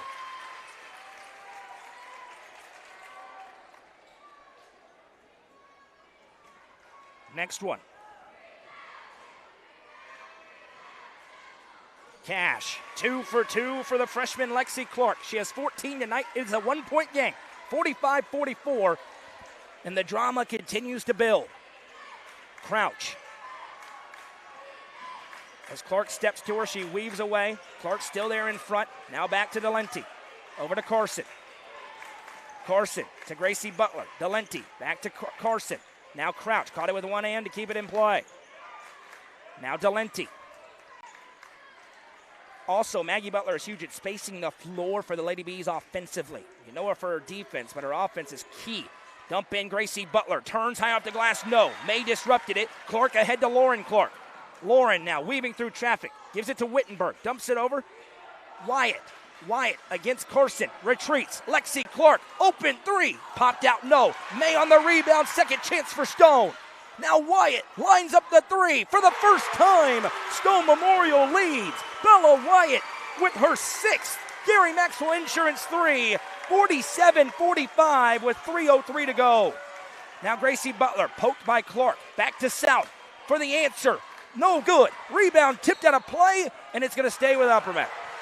Lexi Clark and Carson were in there. Possession stays with the Lady Bees. And you can see on the bottom portion of your screen, the Stone fans are rowdy right now. Upperman wasn't ready to go. Delenti's had the ball for a long time, but fires out to Crouch. Now Gracie Butler drives, steps through, fouled, and one. Gracie Butler with a tough finish through the grab, and she'll go to the line looking for a 3-point play. That one, I believe, goes on Wyatt. It's her 2nd. It is. It's the team's 3rd. Bella Wyatt has 18 points. She has 6 made triples in this game. The Johnson University signee, though, Gracie Butler, for the lead, hits. Butler has 17. It's 48-47. Quickly ahead, Delenti tipped it, just threw her arms up. It's a turnover. Carson comes away. Heavyweight fight tonight. We're in the 12th round between these two. South, back out. Delenti, Crouch. This is two state championship caliber teams going at it. Clark right in there on Delenti and a foul. It'll be the fourth on Lauren Clark. First Lady Panther to that mark. Upperman has nobody with 4. Maggie Butler's already out of the game, however, with 5. 2:27 to go in regulation. It's 48-47. Crouch has it. Clark's got to be very careful as she steps to her. Gracie Butler. Now Delenti, swiped by Clark. A foot race. South could let it go, but she's going to grab it and keep it in. Over to Delenti. That's a great play by Lauren Clark. Delenti now. To the wing. Back out Crouch. Upperman trying to draw the defense to him. It's dangerous, though. They're really good. Out there on the perimeter. Under 2 to play. Crouch ahead to Butler. One-on-one with May. Drives in. Puts it up. And gets it to go. Gracie Butler off the glass. A 3-point Upperman lead. 1:45 to play. Here's Ashley Wittenberg. Still scoreless tonight. The senior. Crosses and sends it to Clark. Lexi off the dribble, thought about it. Gives back Wittenberg. 90 seconds to play. Classic tonight. Wittenberg picks up her dribble. Sends it over to May. May against Butler. Little pump fake. Now back Lexi Clark. Into the mid-range. Throws up the shot. Gets the call as Delenti went on that shot fake and got into the landing area. And now Lexi Clark, as the time stops, will stride to the line for 2. That is the second on Delenti, the third on the Lady Bees. Lexi Clark is perfect at the line tonight. 6 up, 6 down. The freshman star flies away and hits. You've seen the best of both worlds. Senior superstars like Gracie Butler, freshmen breaking onto the scene like Lexi Clark. Laying it out there tonight. Lauren Clark will check out, I imagine. That's a little defense-offense with those 4 fouls. Wyatt also checks out. They want her on the floor offensively. Clark to try and cut it to 1. Does. Nothing but net. Ice water in the veins. It's 50-49. That pass tipped. Delenti able to catch it, though, on her way back in. They say she already had her feet down. Delenti picked up by Lane. Shields her off, activates down the baseline. Now fires it over the top to Carson. Now South. Delenti's wide open. One dribble. May with the block. Ella Jane May with the swat. 1 minute to play. 1-point game. Stone basketball. Here comes Wittenberg into the front court. May standing there. We're going to have a timeout by Mike Buck. What a recovery by Ella Jane May. The lane was open for Delenti. One dribble went up with the lay, and May came flying across for the swat. We have a full quick cash pawn timeout on the floor with 54.2 seconds to go in the game of the week. It's 50-49, but Stone has the ball, trying to take the lead for just the second time.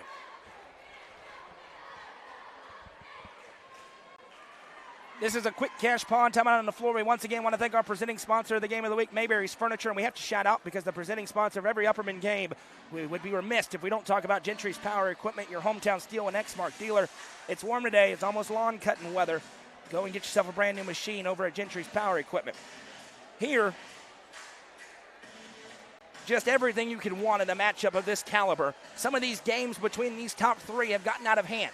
20-plus point games, a 14-point game, the first meeting between these two. This one is what you see when they're laying it out there and both teams playing well. 50-49, again, no Maggie Butler on the floor for the Lady Bees. Upperman does have 1 foul to give. Stone has no fouls to give. And how will Mike Buck approach this possession? Lauren Clark is back out there with 4 fouls. It'll be a sideline inbound for the Lady Panthers here on the road. Trying to become the first team in this group of 3 to win one in another's barn. Wittenberg with the basketball. Against South. Sends back. Clark to Wittenberg. Baseline and a foul. Sadie South called for the block. That is the 4th team foul on the Lady Bees. It is the first on South. Every foul, non-player control the rest of the way. results in free throws, 2 of them for the opposing team. They are on their feet tonight in Baxter. Student section's packed. Wittenberg running out of time. At the last moment, gets it into May. Butler right there defensively on May. Now over to Wittenberg. 40 seconds to go. Stone trails by 1 with the ball. Wittenberg over to May. May drives on Butler. Throws it up at the left hand and good. Ella Jane May with a very tough shot. She's got 7 in the quarter. A 1-point lead for Stone. Delenti with it. Back to Crouch. Now Carson. Crouch, 20 seconds. And Dana McWilliams is going to draw it up here.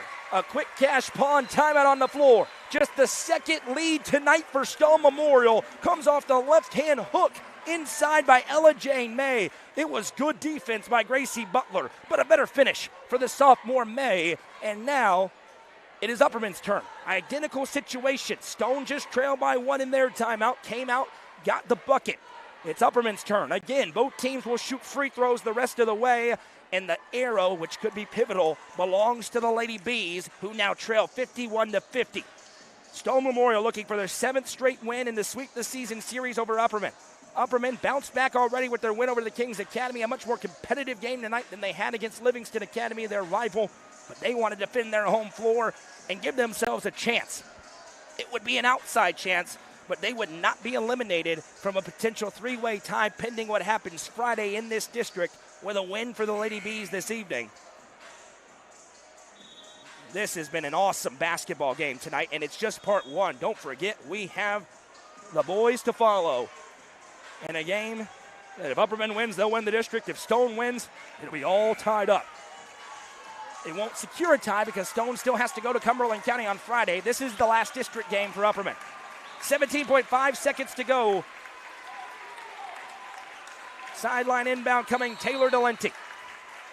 Sends it to Gracie Butler. Fakes the handoff, spins to the wing. 15 seconds, pass intercepted. Lauren Clark on the steal. Upperman's going to have to foul. Lexi Clark has it. There comes the foul with 8.3. Lauren Clark steals the pass, and now it's Lexi Clark to the line for 2 with 8.3 seconds to go. She can't stretch it to 2 scores, but she can stretch it to 3. She is perfect at the line tonight, 8 for 8. A huge defensive play by Clark. Then they were able to drain about 5 more seconds off the clock, passing it around. First one for Lexi is good, rattled home. She's 5 for 5 in the 4th quarter and has 17 tonight. Stone will clear out. I hear Jacob Vincent screaming at home right now. Foul up 3. We'll see if Stone does. Lexi Clark, next one. Hits. Nothing but net. 2 for 2. 8.3 for the Lady Bees. Crouch lets it roll. Clark steps to her. Crouch dumps it over to Carson. To South. Pump fake. Again pumps. 1 second. And a timeout granted to Dana McWilliams, who knew that first shot had to go. 0.7 seconds to play. We'll see if they're going to add more time here. Every 10th is critical. It was a tremendous closeout defensively by Stone. They did reset some time up there. It's at 1.5 seconds. Now is a great time to remind you that the clock on the screen is not official. It has not been synced up. So if a shot goes or doesn't go, vice versa, and you see zeros on our clock, that is not gospel. Lady Bees trail by 3, and now you can't really foul up 3 if you're Stone because you know that shot's coming quickly and you don't want to allow for a potential 4-point play. The question is, where will this ball go? Maggie Butler's a good 3-point shooter. She's out of the game. Taylor Delenti and Sadie South, the 2 for Upperman. For Stone, if you can deflect the basketball, the clock begins to run, and you get out of here with a big-time win. 2 clutch free throws for Lexi Clark to stretch it to 3. That second one's so critical because now it has to be a 3 for the Lady Bees out of this timeout. Unbelievable basketball game tonight. Stone Memorial erases multiple double-digit deficits. This is their largest lead of the game, ahead by 3. Upperman does have time for a pass and shot if they want it. Here we go, 1.5. Gracie Butler to inbound. Fires Delenti. She turns, pulls up. This would count, but it's short. The Stone Memorial Lady Panthers come on the road and knock off Upperman. Final score, Stone Memorial 53, Upperman 50 in a sensational high school girls basketball game tonight here in Putnam County. We welcome you into the Thompson Machinery and Cat Rental Store postgame show. On the other side, scoring from the game, our breakdown, and of course the Nelson Trophy and Screen Printing Player of the Game. That is just part one of this doubleheader. A gutsy victory for Stone Memorial, who remains in control of their own destiny in District 7 3A. Final score, 53-50. Much more to come on the other side. Don't go anywhere. Mayberry's Furniture has been family-owned and operated since 1946 and is now serving the Upper Cumberland with locations in both Crossville and Cookville, offering the largest array of solid wood furniture and mattresses in the area. They also provide a best price guarantee and in-house service and delivery. Stop into their 15,000 square foot showroom at 1020 South Willow Avenue in Cookville to see their selection of Amish solid wood, flex steel, Tempur-Pedic, Sealy Posturepedic, and much more today. Mayberry's Furniture is proud to be the presenting sponsor of the high school football game of the week on the UCR Media Network. A game that lived up to every bit of hype you could put on it is in the books as Stone Memorial continues their winning streak tonight. They knock off Upperman here on the road, 53-50. This is the Thompson Machinery and Cat Rental Store postgame show. Let's go through the scoring from the game. First for Upperman, who falls to 20-7. They're now 4-4 in District 7 3A. It was 19 points for Gracie Butler, 14 for Taylor Delenti, 14 for Sadie South, 8 for Taylor Delenti, 7 for Maggie Butler, and 2 for T.T. Carson, for a team total of 50. For the victorious Stone Memorial Lady Panthers, who improved to 22-3, they are 6-1 now in District 7 3A play. Leading them with scoring, Lexi Clark and Bella Wyatt, each with 18. Lexi Clark went 10 of 10 at the free throw line. Bella Wyatt went 6 of 6, hit 6 big threes in that game, and I think she only missed 1 or 2 in the ball game. Bella Wyatt came off the bench and had a huge performance. 11 for Ella Jane May, 3 for Brooklyn Lane, 2 for Emma Smith, and 1 for Lauren Clark, for a team total of 53. Tough one tonight when it comes to the Nelson Trophy and Screen Printing Player of the Game should be between two girls. Listen, you got to tip your cap to Lexi Clark. She was great in this basketball game. 18 points, the 10 of 10 at the free throw line, 2 clutch makes at the end. But every time Stone got down double digits, there would be a timeout, and out of that timeout, Bella Wyatt would check in and rain in a 3. She's back in the lineup, made a big impact, and Bella Wyatt with 6 triples is going to be the Nelson Trophy and Screen Printing Player of the Game. Well, what an opening stanza that one was. The intermission will be a little bit longer than 15 minutes because it is senior night. They're going to honor the seniors here on the floor here in Baxter. But when we return, it will be boys action and an absolute collision there as well. Upperman trying to wrap up the regular season District 7 3A title. Stone Memorial trying to force a tie atop the standings. A great boys game, or girls game rather, is in the books. Boys game on the other side. 53-50 is Stone Memorial's victory. Next up for Stone, Friday at Cumberland County. I'm sure that will be a completely calm atmosphere. Next up for Upperman, Friday at Cannon County, as we are in the final week of the regular season. Much more to come from Baxter after this intermission. The boys' game is upcoming. Don't go anywhere.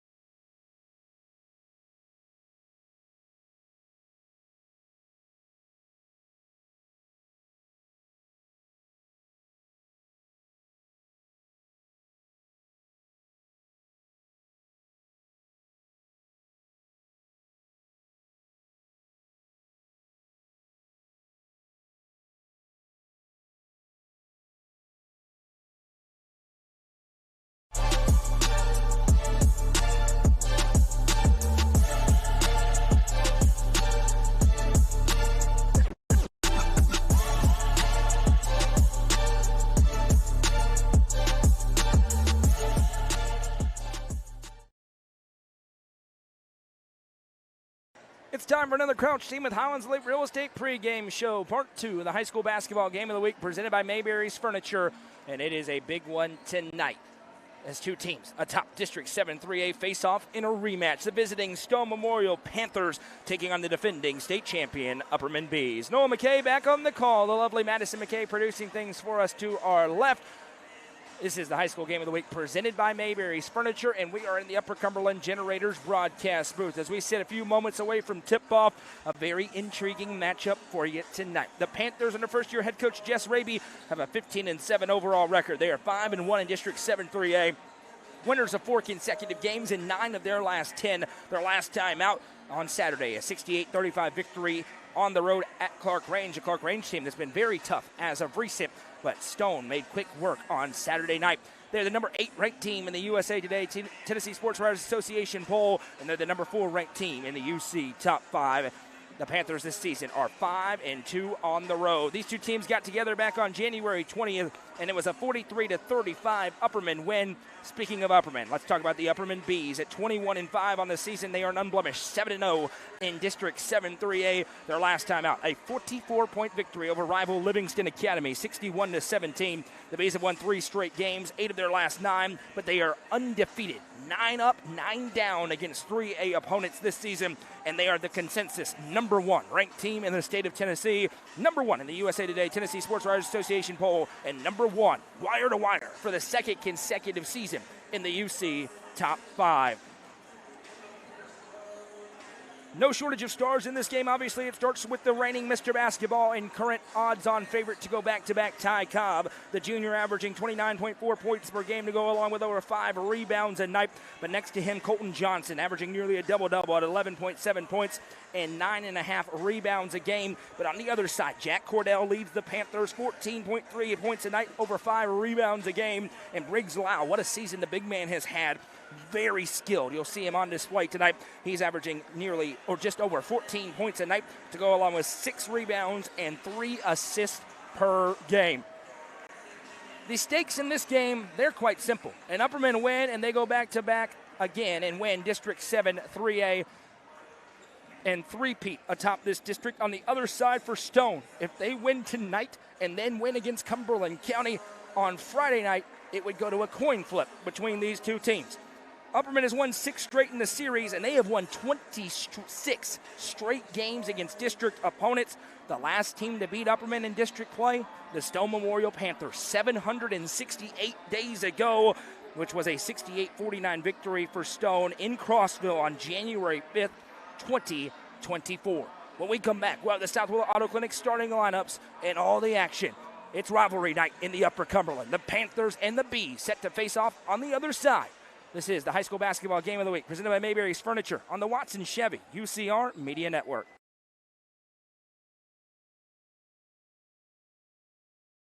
Mayberry's Furniture has been family-owned and operated since 1946 and is now serving the Upper Cumberland with locations in both Crossville and Cookville, offering the largest array of solid wood furniture and mattresses in the area. They also provide a best price guarantee and in-house service and delivery. Stop into their 15,000 square foot showroom at 1020 South Willow Avenue in Cookville to see their selection of Amish solid wood, flex steel, Tempur-Pedic, Sealy Posturepedic, and much more today. Mayberry's Furniture is proud to be the presenting sponsor of the high school football game of the week on the UCR. Gentry's Power Equipment is proud to be the presenting sponsor of Upperman football on UCR. Located at 755 Buffalo Valley Road in Cookville, Gentry's Power Equipment is your local steel dealer. With a huge selection of outdoor power equipment, including chainsaws, blowers, trimmers, mowers, pressure washers, and more. They are your local one-stop shop for high-quality equipment. Locally owned and operated, Gentry's Power Equipment is proud to support Upperman Athletics and UCR. It's time for the South Willow Auto Clinic starting lineups. The South Willow Auto Clinic are your hometown auto doctors. Starting for the Stone Memorial Panthers under head coach Jess Raby. The Panthers are 15-7, 5-1 in District 7 3A. They'll line up like this. Number 4, a senior, Evan Mosley. Number 10, a sophomore, Tanner Bowman. Number 11, a senior, Hunter Haney. Number 12, a senior, Jack Cordell. And number 23, a senior, Briggs Lau. Their opponents tonight, the Upperman Bees under head coach Bobby McWilliams with a record of 21 victories and 5 losses. They are 7-0 in District 7 3A. Starting tonight for the Bees, Number 0, a junior, Mr. Basketball, Ty Cobb. Number 2, a senior, Jack Torrance, into the starting lineup tonight on senior night. Number 4, a senior, Carmine Phillips. Number 22, a senior, Collier Bush. And number 24, a junior, Colton Johnson. An 8-point victory for the Bees in Crossville in the second round through district play. Upperman has spaced out the gap between every team not named White County. Stone Memorial is trying to buck that trend and send it the other way and knock off Upperman and give them their first district loss in 26 games. We are live on the main UCR Facebook page, YouTube channel, and the NFHS network. Let us know who you are, where you're watching from, and who you're cheering for as two of the Upper Cumberland's top boys basketball teams face off once again. It is the regular season district finale for Upperman, and it is still one more district game to go for Stone Memorial, but a humongous game tonight for both squads. And just like we saw in the girls' game, they were, I believe, going to put up on the screen for senior night some of the siblings and family members introducing their teammates or their loved ones who are the seniors. So that's why you hear the music stop. A senior class in Baxter that's gone to back-to-back state tournaments and obviously won the state championship a year ago. And as we talked with Bobby McWilliams during the Haler halftime show of the girls' game, some things change, personnel changes, coaches change, but one thing has been the constant the past several years. These two teams are the top dogs in District 7-3A. They've had some fantastic basketball games, and we hope tonight is as well. Stone Memorial in the row, black uniforms, black shorts, gold numbers and letters with stone across the chest. Upperman in their home white uniforms, white shorts, gold numbers on the front and the back, and the black lettered U with the B in the center of the chest. We're happy to be along with you tonight. I'm Noah McKay. Madison McKay is to my left, making sure you can see the score and all the action. 3 games across the network tonight, headlined by this matchup. Briggs Lau against Colton Johnson in the circle. Lau towering over everybody on the floor. Colton Johnson off a 15-point rebound performance, against Livingston Academy. Let's get it on as Lau wins the tip back, and we are underway. Stone attacks right to left. Upperman left to right. With Tanya Bowman bringing it up. Bowman sends it across to Evan Mosley. What a season Evan Mosley has had, and he's got a couple of big highlight reel plays as Lau has it now in the mid-range. Upperman immediately into their 2-3 zone. Dumps back, 3 ball on the way, no. Backside rebound for Jack Cordell. Cordell contorts and puts it in for 2. Jack Cordell started his high school career at Clark Range, transferred in prior to last season to Crossville at Stone Memorial. He had a great performance in the district championship game between these two teams a year ago as Ty Cobb goes off the dribble, steps through, contorts up, can't get it to go, rebound down, and it's a one and done as Hunter Haney grabs the board. Multi-sport athlete Haney gives over to Tanner Bowman. Bowman picks up as Upperman stretches the zone. He'll give over to Jack Cordell in a 2-0 ball game. We saw Stone go very slow and methodically in the first matchup. Most teams did that against Upperman first time around. Kept it close but couldn't win as Evan Mosley splashes home a Gary Maxwell Insurance 3, and it's a good start for the Panthers on the road, 5-0. Cobb checks back, second offensive possession of the game for the Bees. The Panthers are 2 for 2 on theirs. Upperman's 0 for 1 on its. Carmine Phillips gives back Colton Johnson. You wonder how long it'll be before you see Joseph Maynard check in. The sophomore not starting tonight because it's senior night. Ty Cobb has it left side. Haney stretches to him. They'll work it over to Carmine Phillips. Back to Cobb. Cobb goes to Torrance. He'll line up the 3. That one won't go. Rebound loose. It's a foot race for it. Out of bounds and a push. Going to be called on Colton Johnson as him and Jack Cordell went after the rebound. Cordell took a tumble, and Johnson picks up the game's first foul. Great start for the Panthers here on the road as they'll now have the basketball.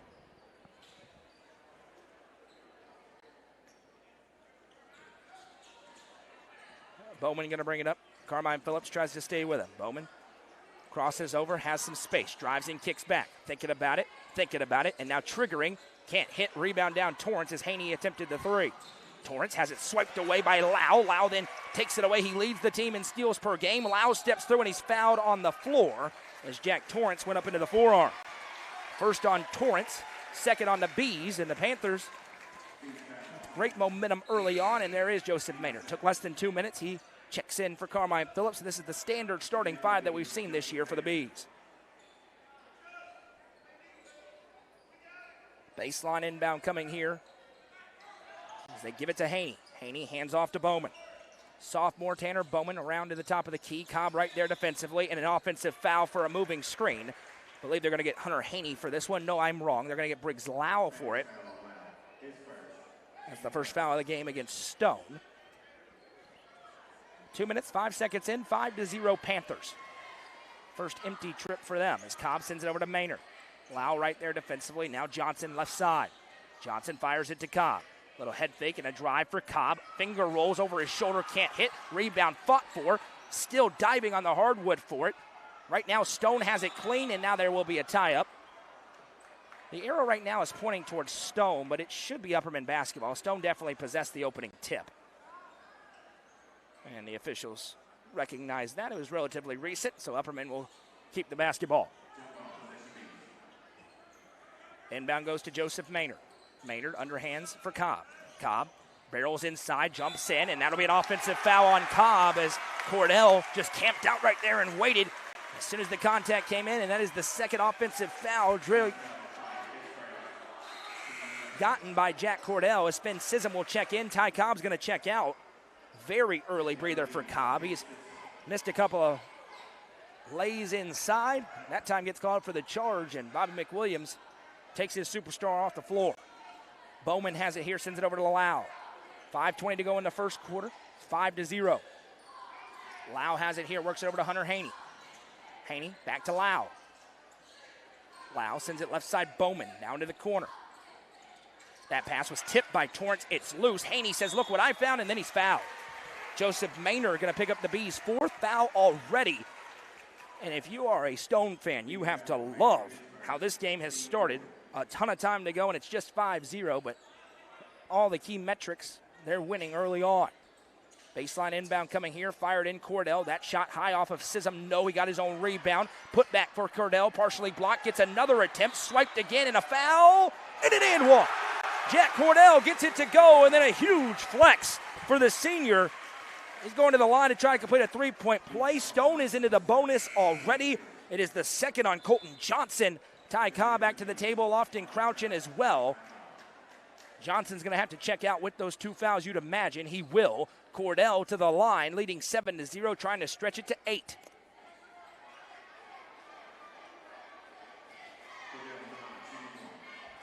Jack Cordell trying to complete the old-fashioned three.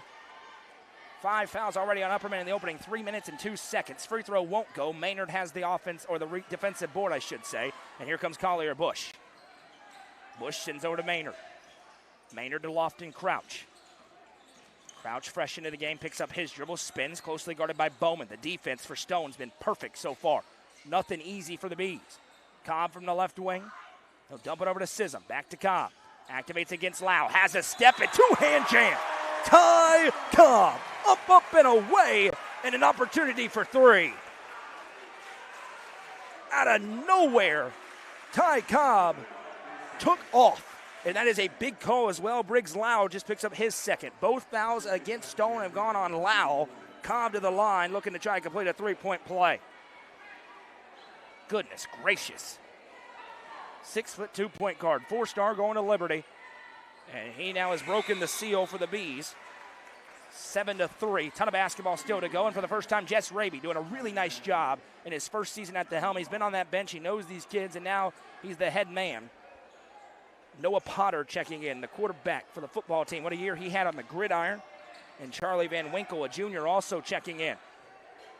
The bench production for Stone's been great in district play in particular. Bowman has it here as Upperman trying to force a turnover. Bush in front, and it will be a foul. This is already the 6th foul on the Bees. Collier Bush picks up his first, and this is 2 free throws for Tanner Bowman. Still 4:25 to go in the first, and we could be here a while. Score update on the SK Creations scoreboard. Cumberland County leads Livingston 35-10 with 2:05 to go in the first half. Some very interesting scores. Girls finals as Bowman converts. Sparta and Van Buren County went into overtime. Sparta able to escape Spencer with a victory. That was a 30-plus point game the first time. The Warriorettes win in Abigail Netherton's house. Elsewhere, York beat Pickett County in overtime, 52-51. What a matchup that was. We'll see those Dragonettes on Saturday night when they take on the Lady Panthers. in another game of the week. Here's Cobb, top of the key, triggers the three and hits. Ty Cobb with a Sonia Brown with American Way Real Estate 3. And despite the slow start, Upperman's within 3 because Agent Zero has 6. Here's Tanner Bowman. He'll send the pass over, grabbed by Van Winkle. Van Winkle against Bush. He'll dump it over for Bowman. Now Cordell. Great shot fake. Cobb goes flying past. Now Cordell able to spin it over right side, Van Winkle. Now he'll fire it to the baseline, Haney. Haney trapped. Tries to get it out. That one, was it tipped? No, it's a turnover. Possession back to the Bees. Jack Torrance to the table. He's checking in for Collier. Bush, 3:39 to go in the first. It's 9-6. Stone led 7-0. But Cobb has 6 points. He looks over towards his student section and says something as he brings it up. Off the dribble. Potter against him now. Two of the best athletes in the UC. Step back. Cobb. Heat check. No. And a push. Finn Sissom pushed into the back of Jack Cordell. That is now the third different type of offensive foul Jack Cordell has drawn. And because Upperman has already committed 7 fouls, Jack Cordell goes to the line with 3:23 to go in the first. That's the first on Sissom. For Jess Raby, you wanted to get the Bees into foul trouble. They are well on their way to doing so early on in this game. Cordell's first trip to the charity stripe, and it pops out.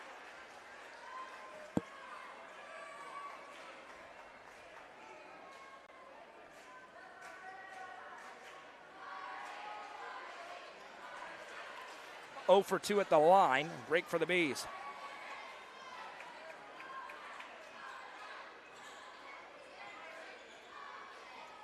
Cobb sends it over right side. Crouch. Back to Cobb. Out of the corner. Back out Crouch. Swings it over to Torrance. Lines up the 3. And we're tied. JT with a Sonia Brown with American Way Real Estate and Gary Maxwell Insurance 3. Gary Maxwell Insurance, the presenting sponsor of three-pointers in the game of the week.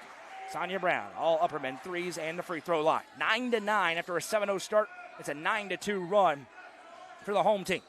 Left side, here's Haney. Dumps it over for Potter, back to Haney. Little give and go. Haney contorting shot. Tough finish for the big senior, Hunter Haney. 11-9. Stone back in front. Upperman has not led in the opening quarter. Cobb off a Sissom screen. Potter switches off. Cobb goes to work around him. Contorting, collision, and a block. And one. Ty Cobb finishes. Cordell called for the personal that time. It'll be his first. Trying to draw his 4th different offensive foul. That time the official says he wasn't there, and Ty Cobb goes to the line to try to complete the 3-point play again.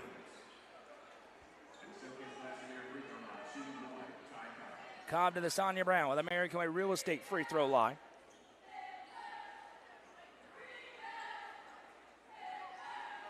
Cobb connects. Upperman has its first lead of the game, and Cobb has 9 points already. Here's Potter. Poked from behind by Jack Torrance, went right to Sissom. Now on the run out, it's Carmine Phillips. He dumps his over his shoulder to Cobb, who finishes it with the right hand. Ty Cobb into double figures with 11, and it's 14-11. Stone going to have to settle back in. Had a great start. Now I think both players just flopped. Torrance took a tumble. Cordell kind of flew his head back. Official says, let's keep playing. He's a good man. Now poked from behind again by Torrance. Cordell dives on the hardwood to keep it with the Panthers. Bowman again, over to Cordell, swatted. Ty Cobb from behind. Cordell with a second chance for Stone. Potter touches it over to Bowman. Back to Cordell. The pace has picked up. That is not where Stone wants to be, and they will slow it down. Left side Cordell. Haney skips it back. Long 3. Open, Van Winkle, and it hits the stanchion, so it does not count. As soon as it hits that up there, it's immediately dead, although it was a good roll for Stone.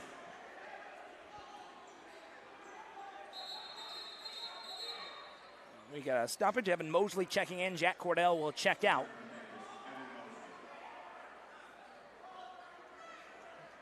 The Bees have roared to life. We're down 7-0, now lead 14-11. Ton of basketball still to go between these two teams, all alone atop District 7 3A. Carmine Phillips has it in front of a jam-packed student section tonight. One of the toughest places to play in the Upper Cumberland, in a place area full of tough places. Maynard on the baseline drive, he puts it in. Joseph Maynard with his first points of the game, and Upperman's lead is ballooned to 5. Jake Hennessy has it. He'll give over right side. Hennessy fresh into the game. Now, Van Winkle shields off the defender, now picks up. Upperman very active with the hands defensively. Mosley lines up the three, can't hit. Maynard goes up for the rebound. 47 seconds left for Upperman, ahead by 5 with the basketball. Pass ahead, that one tipped by Haney out of play. It'll stay with the Bees. Collier Bush back to the table, he's checking in for Finn Sism. Lofton Crouch also checking in here, as Phillips will get a break.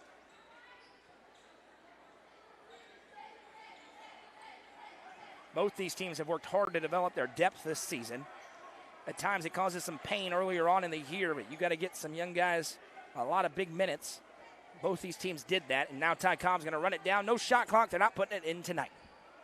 I get to call a lot of games with the shot clock now, and my opinion of them has changed drastically. Let's put them in. And the argument of we don't have enough people. Been to a lot of tournaments in Florida where they've got a teenager over there working the clock and shot clock, and it's just fine. If it gets off just like the regular clock, we'll reset it. But tonight is not happening. Ty Cobb brings it up. 8 seconds left. Potter steps to him. Cobb sizes him up. Off the crossover. Deep three. No good. Rebound Bush. Puts it back up off the side of the backboard. No good. And that brings us to the end of a seesaw first quarter. Upperman 16, Stone 11. It's the high school basketball game of the week presented by Mayberry's Furniture and the Watson Chevy UCR Media Network.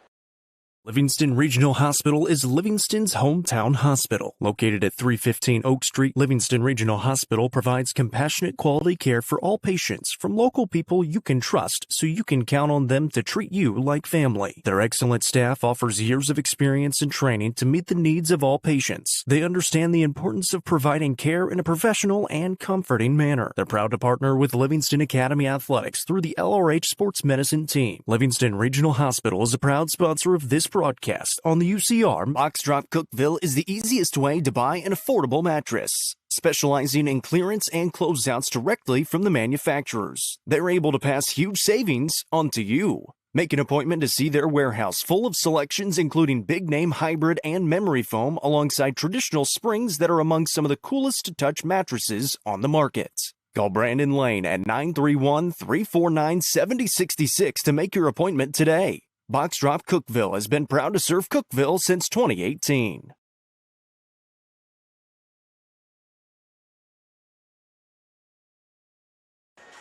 Our friends at Mayberry's Furniture are having the sale of the year. President's Day sale. Markdowns all across the store, both in Crossville and in Cookeville. So whether you're on the western part of our viewing area or the eastern part, Mayberry's Furniture is close to you. Great local folks, and it is a humongous President's Day sale at Mayberry's Furniture. Markdowns across the store. Go in and check them out. The time to keep procrastinating about your couch, a recliner, or a bedroom set is gone. They're the presenting sponsor of the game of the week. And in the game of the week, it's Upperman 16, Stone 11. Stone led 7-0. And then Upperman roared back on the back of 11 Ty Cobb points. Hunter Haney gives back out to Evan Mosley. Mosley sends it over right side. Jake Hennessy now a senior, and that will be a carry. It was probably a double dribble earlier the Upperman fans weren't happy about, and that time Hennessy got called for the carry violation, and it'll go back to the Bees. 7:28 to go in the first half. The girls' game, an absolute classic, 53-50. Stone Memorial wins. They only led twice. Both came in the fourth quarter. 2 clutch free throws late by Lexi Clark. That game was a classic. Let's see if this game can cap that one off in a similar fashion. Jack Torrance skips it over to Joseph Maynard. Lines up the three and hits. Joseph Maynard with a Sonia Brown with American Way Real Estate and Gary Maxwell Insurance 3. And Upperman's lead is up to 8. Maynard's been trying to find his stride from long range. He's just 3 from 36 now on the season, but all those 3 have come recently. Mosley inside, now he spins it back out. Hennessy lines up the 3, looking for the answer. No, rebound is loose. Bowman has it and brings it through traffic. Bowman now skips it over to Jack Cordell. Baseline drive, puts it off the glass. No. Colton Johnson playing with 2 fouls on the rebound after the disruption. Now Torrance is fouled. Bowman went to cut him off. Good show of sportsmanship there as Bowman helps Torrance back to his feet. First personal, first team foul. Back at the table and checking in is Charlie Van Winkle. Hennessy will check out. The goose is loose, and by the way, so is baby Maverick. He was here. Madison got to meet him for the first time. That was the highlight of her night for her. Right side, Collier Bush. Maddie's here as well. Joseph Maynard has it. Maynard gives to Cobb. He's wide open. That's not what Stone wanted, and he splashes it home. Asanya Brown with American Way Real Estate 3 for Ty Cobb. He has 14, and Jess Raby, for the first time, wants to take a quick cash pawn timeout on the floor. The South Willow Auto Clinic are your hometown auto doctors. Family owned and operated for over 5 decades. The South Willow Auto Clinic service all makes and models. Stop in at 640 South Willow Avenue for all your auto repair needs.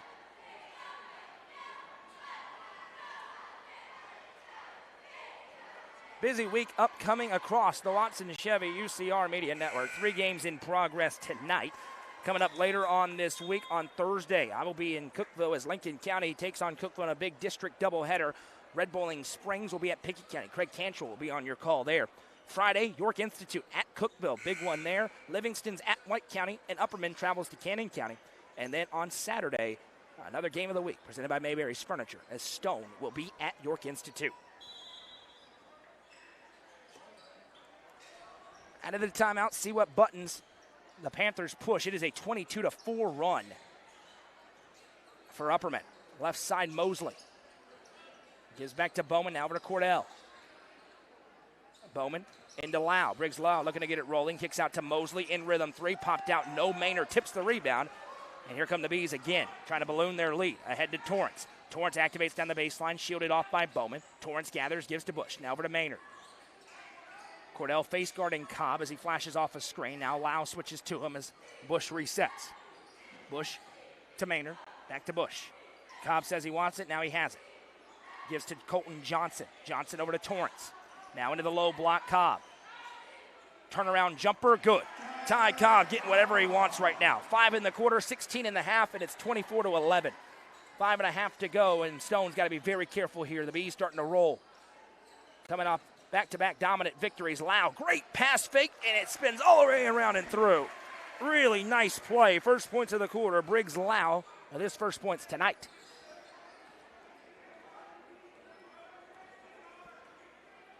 Ty Cobb brings it up calmly. Now sends it over to Bush. Bush with room to operate. Now he picks up. Gives right side to Torrance. Torrance drives in. Bowman bodies him up. Nice defense there. Bounce out to Cobb. Now Bush lines up the 3. His first attempt won't go off the back of the cylinder. Mosley on the rebound and a chance for Stone to cut back to single digits. Panthers have had some explosive streaks in them. They score 62 points a game. Upperman at 63. Defensively, the Panthers allow 52 while the Bees allow 46. Haney from the baseline. Now he'll fire it back out. Bowman lines up the 3 and hits. Tanner Bowman splashes home a Gary Maxwell Insurance 3, and that's 5 straight for the Panthers, who cut it back to an 8-point game. They've snapped the 24-4 run. As we settle in, Cobb gives to Maynard. Now left side Torrance. Over to Cobb. Cobb spins into the low block, hit on the head and finishes. Ty Cobb again. His third and one opportunity of the first half. No doubt about that one as Evan Mosley picks up his first. The second team foul, and Cobb goes to the Sonia Brown with American Way Real Estate free throw line for 1. Lofton Crouch into the game for Collier Bush. Cobb on the season shooting 83%. Mr. Basketball balloting is done. It seems like him and Halen Ayers down in Division II on the girls' side are slam dunks for the award. You never know until it happens. But Cobb has been sensational this year, building on what happened last year. Hunter Haney has it, an 11-point game. Now Lau off the wing. Double screen by Haney. Lau steps through, banks it off the glass, can't get it to go. Haney tips the rebound. The putback on its way too strong. Cobb goes up, and he got pushed in the back. It'll be Briggs Lau picking up the personal. And that is the 3rd on Lau. So nobody else with more than 1, but Jess Raby not going to like that as he has to bring Lau out of the game. Noah Potter back in with 3:50 to go in the half. It's 27-16.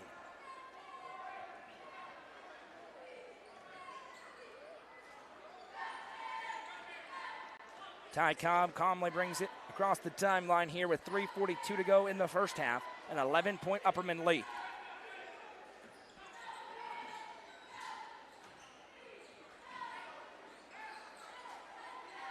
Torrance gives over to Cobb. Cobb off the dribble from a mile away, and he hits. Ty Cobb with a Sonia Brown with American Way Real Estate 3. He rains it home from a mile away, continuing his dominant start to this game. It's 30-16. Potter off the dribble against Johnson. Now throws it over his shoulder. What a pass! Hunter Haney puts it in. My goodness. Shouldn't be a surprise that Noah Potter has a great pass. That was sensational. 12-point game. Now Cobb again. Watch out. You can see he's in his bag. Little head fake. Now he dumps it over. Ricochet twice. Cordell hit it. Then Maynard hit it. And it'll go back to the Panthers. And we are going to have a stoppage. And the official's calling for an SRO. So that tells me something in the student section was said.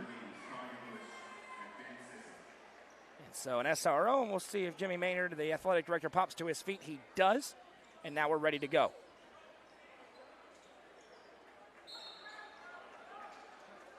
And while that happens, Charlie Van Winkle went to the table. He'll check in for Potter. Ty Cobb has 22 points with 2:52 to go in the half. Yeah, that's pretty good. Left side, Mosley. Panthers trying to claw back. Now to Hunter Haney. Haney jabs, gives back Van Winkle. Little head fake. Now over right side, Haney. On the drive, Haney picks up, fakes the handoff one way. Now a miscommunication. Can they run it down? They can. Van Winkle able to retain possession. Van Winkle, nice behind the back move. Now fades away in the mid-range. Can't get it to go. Rebound tipped. Haney has another offensive rebound. Bodies everywhere. And now Sism tried to save it. Threw it off the official. And it'll stay with Stone. That was a stiff collision between Haney and Johnson. And another B was in there. Couldn't see who that was. Inbound goes to Haney. Thought about the three, instead passes it up. Upperman still in that 2-3. They trapped a little bit more tonight than we usually see them do, especially when they went down. Van Winkle over to Bowman. Tanner Bowman now sends it right side Mosley. Back to Bowman. And a hold as Bush tried to get around Cordell, and they're going to call Jack Torrance for a hold. That will be the second on Torrance, and Cobb will check in for him after a quick breather. 1:59 to go in the first half. It's 30-18. Maynard checking in for Finn Sism.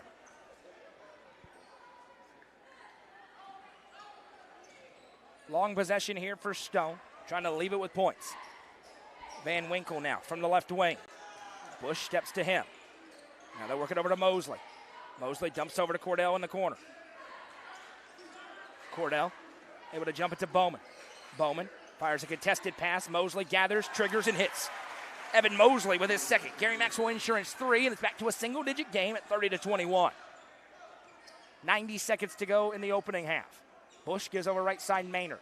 Now into Colton Johnson. Johnson spins, pivots, fires back to Maynard. Haney with nice defense in the interior. Now Cobb into the mid-range. Has two defenders, now floats back. Alley-oop to Maynard. He dumps off to Johnson, who puts it in. Colton Johnson with his first points of the ball game. 32-11, 1:08 to go in the first half. Pass ahead Cordell. He'll give back Bowman. Lines up the deep three. Can't hit. Two different Panthers were there. Cordell couldn't get it cleanly, though, and it comes right down to Maynard. Under a minute to play in the half. Here's Bush. Van Winkle's in his hip pocket. Now he gives to Cobb. Cobb fires a fastball across to Crouch. Now Johnson. Johnson to Bush.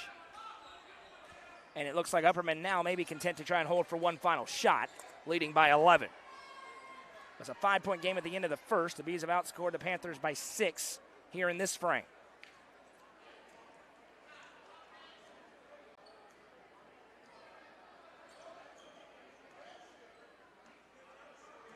Friendly reminder, the clock on the screen is not official.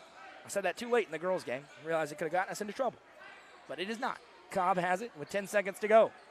Haney there defensively. Cobb crosses and drives. Now dumps it off to Johnson, who is fouled. Jack Cordell picks up his second. Cobb commanded the attention and then gave it off to his teammate. And Colton Johnson will shoot 2 at the Sonia Brown with American Way Real Estate free throw line. And this is where it's been just a little bit of a struggle at times this year. He's a 50% free throw shooter. He's been 56 of 110. Johnson's first free throw. No good off the back of the iron. His football recruitment continues to be red hot. Top football prospect in the Upper Cumberland by a wide margin. Going to play tight end wherever he wants at the next level. He splits as he hits the second. 3 in the quarter for Johnson, and it's 3.4, enough time for a couple of dribbles and a shot for Stone Memorial. Cordell fires it in the front court. Great feed to Haney. He'll pull up from long range, can't hit, and that brings us to the end of the first half. After 2, it's Upperman 33, Stone Memorial 21.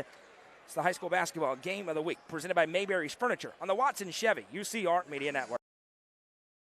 Up is the Upper Cumberland's best indoor golfing experience. With 3 state-of-the-art golf simulators, you can work on some of the world's best courses, all in the comfort of their climate-controlled facility. Want to know where you can improve? See everything from club speed to spin rate in seconds. They also have plenty of other games to enjoy time with friends. Conveniently located at 141 4th Street in Baxter. Stop in.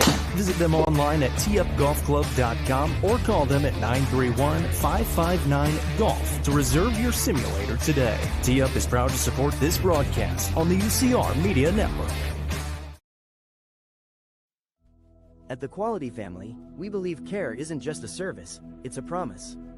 Whether you're bouncing back from surgery, navigating a serious illness, or need essential equipment to stay independent, we provide skilled home health, compassionate hospice, and reliable DME services right where you need them most. At home. Covering communities in Kentucky and Tennessee, we're in your corner. The Quality Family. Trusted care right where life happens. Sonia Brown is a full-service realtor and is licensed across the state of Tennessee, listing and selling residential, multifamily, land and farms, commercial and industrial properties. Sonia handles the sale from start to closing and beyond. Let her put her 30-plus years of experience to work for you. Sonia Brown, realtor with American Way Real Estate, has been supporting student-athletes in the Upper Cumberland area since 1990. You can reach Sonia Brown at 931-979-7145. Caring for others is a privilege we don't take lightly. When you call Hiller for your plumbing repairs or service, you're not only trusting us to do the job right, you're trusting us with your family's comfort and safety. That's why we care for every client like our own loved ones. And that's why when we see something that could use some attention, we happily jump in to help. It's more than just a job. It's a calling. We do it because we care for people. We do it because we care for you. Call the Happy Face Truck today. Masters Landscape Management has been serving the Upper Cumberland since 1996. They offer a variety of services, including lawn maintenance, landscape design and installation, landscape lighting, irrigation systems, and more. They also provide snow and ice removal during the cold winter months. For more information, contact Matt Wilson at 931-261-1587 today. Turf Masters Landscape Management is a proud sponsor of this broadcast on the UCR Media. Looking for a roofing company you can truly trust? You'll find Risher Roofing, a family-owned team that is proud to serve the Upper Cumberland and beyond. Risher Roofing offers free inspections and honest quotes with no pressure. They only use top-quality materials, and every job is overseen by a trusted project manager who lives right here locally. If you want a team that listens, communicates, and does it right the first time, call Risher Roofing at 931-559-ROOF. That's 931-559-7663. Risher Roofing is proud to support this broadcast on the UCR Media Network.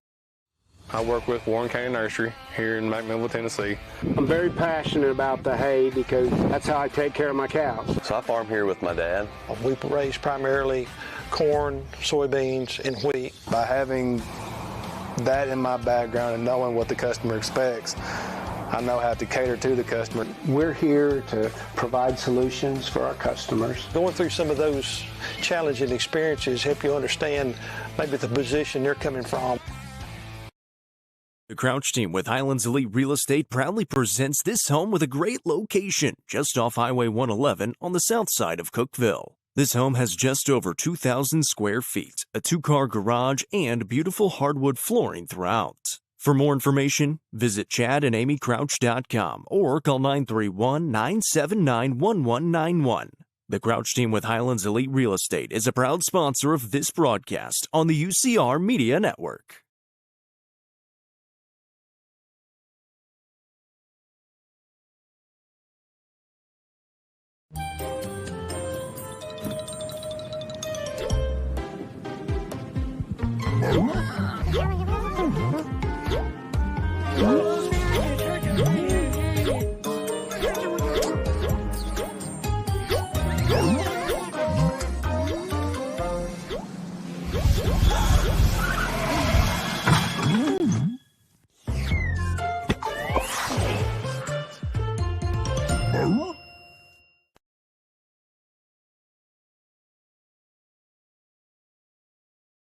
Nelson Trophy and Screen Printing is proud to support student athletes and athletic departments throughout the Upper Cumberland.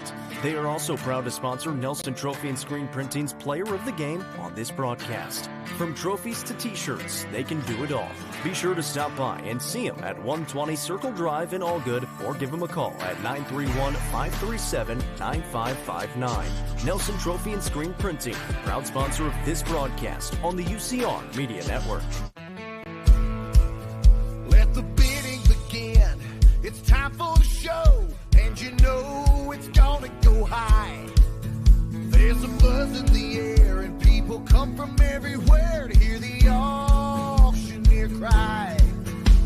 The sound of the gavel never gets old when you hear an EJ say so. Live or online, we handle auctions of any kind. Call Amanette's Eagle Auction at 526-5335, where we soar higher.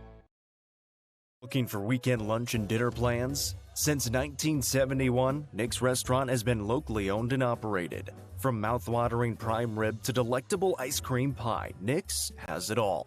Their cozy atmosphere and great service will make you feel right at home. Plus, their banquet space is perfect for any event. Visit them at 895 South Jefferson Avenue or online at nickscookville.com.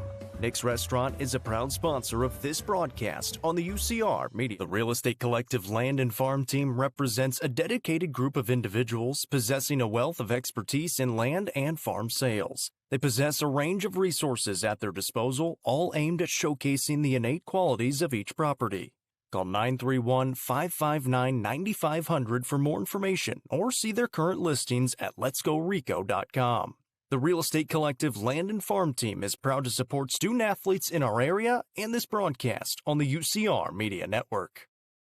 Watson Chevrolet is proud to present the area's best selection of new and pre-owned cars, trucks, and SUVs. Watson Chevy's staff of experts are ready to get you into your next vehicle with unmatched service and knowledge. Stop in at 2350 Cookville Highway and get your vehicle serviced by their highly trained professionals. Right now, you can save money on oil changes, regular maintenance, and battery installation. And remember, don't buy till you see Jason Fye.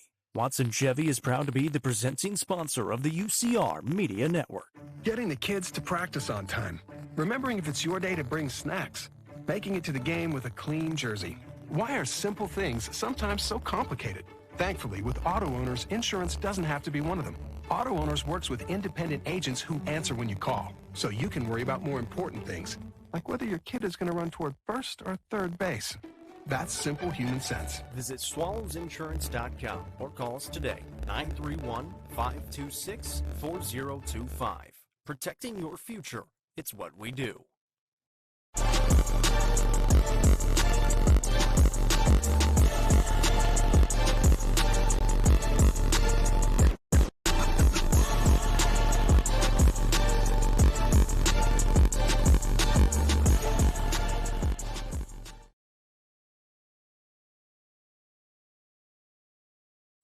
It's time for an abbreviated Happy Hiller halftime show. At the break, it's Upperman with a 33-21 lead over the Stone Memorial Panthers. A win for the Bees tonight would cap off a second consecutive undefeated run through the regular season in District 7-3A.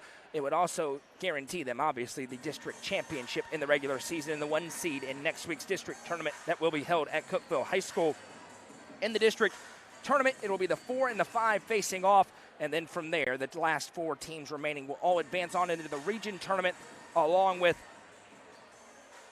securing that spot in the region tournament, they will battle for seeding, and obviously being one of the top two, extremely helpful, as it seems like on paper 7-3A may have an advantage over District 8-3A. Scoring from the first half, Ty Cobb led all scorers with 22 points. 5 points for Joseph Maynard and 3 apiece for Jack Torrance and Colton Johnson. For the Panthers, 6 points for Evan Mosley with 2 triples in that first half. 5 for Tanner Bowman, 4 for Hunter Haney and Jack Cordell, and Briggs Lau had 2. Lau was in foul trouble, picked up his 3rd foul early in the second quarter. Let us know in the comments who you are, where you're watching from, who you're cheering for. Humongous crowd over on YouTube tonight. Facebook, hit that share button so more people can tune in along with us. We're also live on the NFHS Network tonight.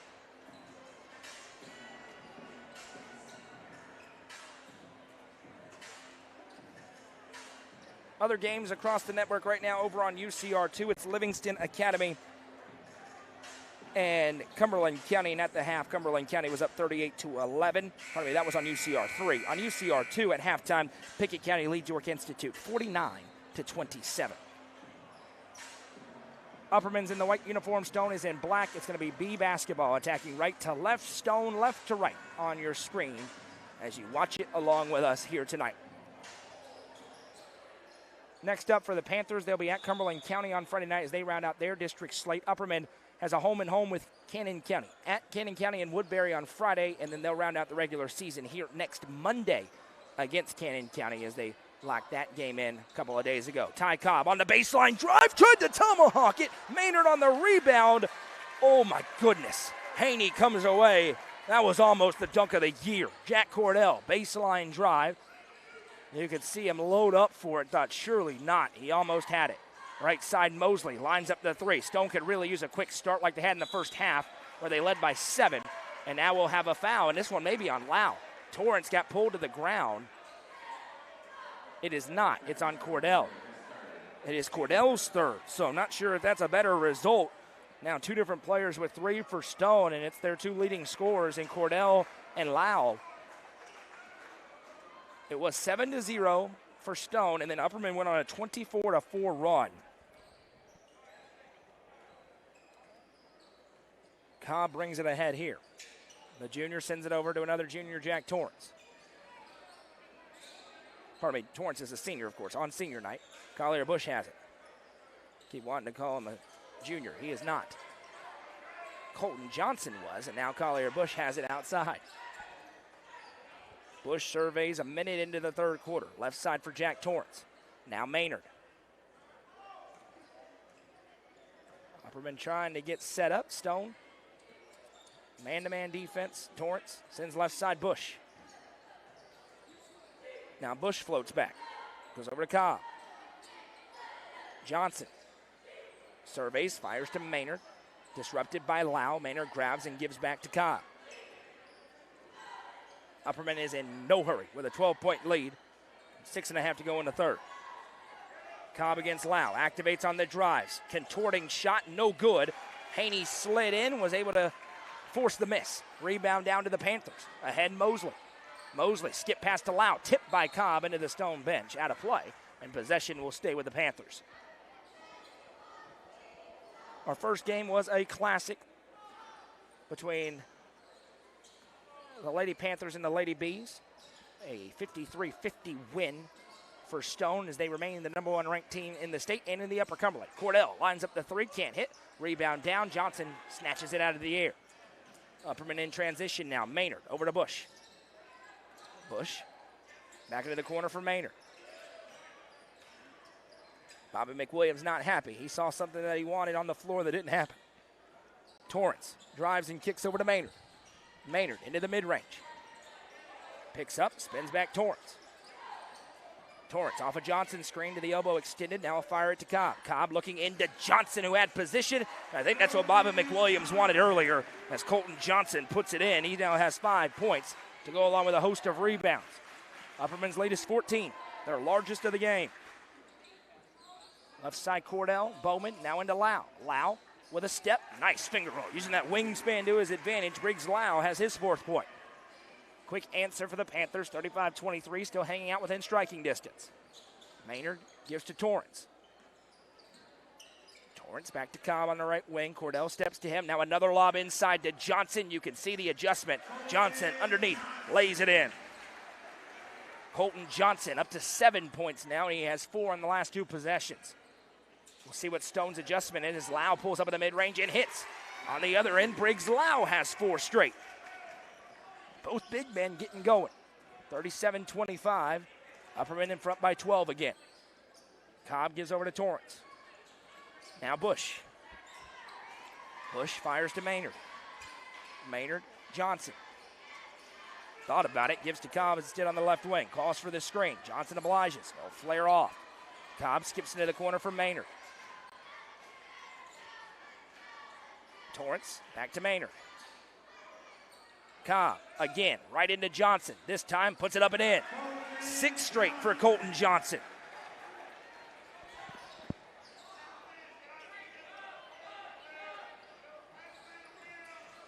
Now a drive inside. Bowman couldn't get the lay. Jack Torrance bringing it up. Torrance sends back Johnson. Now left side Maynard. Johnson to Bush. Head fake. Now to Torrance. And a moving screen. They're going to call Ty Cobb for it. That is his second. Both have been on the offensive side of the ball. Carmine Phillips to the table on senior night. Checking in for Jack Torrance. Score update on the SK Creation scoreboard. Pickett County leads 66-36. At the end of the third, the Bobcats rolling past York. They are a wagon right now in Birdstown for Lee J. Amonette. Lau into the mid-range. Drives against Maynard. Puts the shot up and he's fouled. Joseph Maynard will pick up his second. Briggs Lau will stride to the line for 2, down by 14 with 3:25 to go in quarter number 3.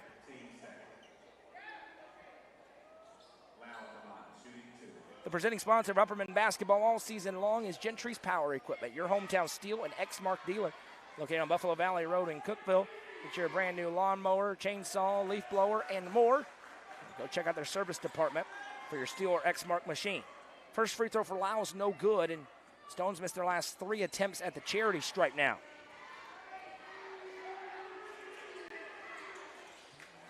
The streak ends as Lau hits. He now has 5 in the quarter. That's all of Stone's points. 39-26.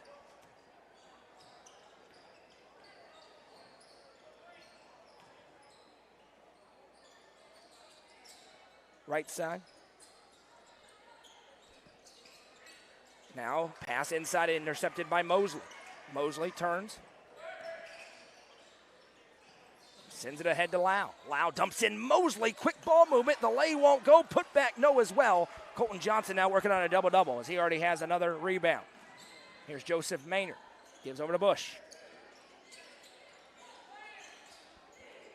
Bush dumps to Phillips. Phillips off the wing, back to Bush.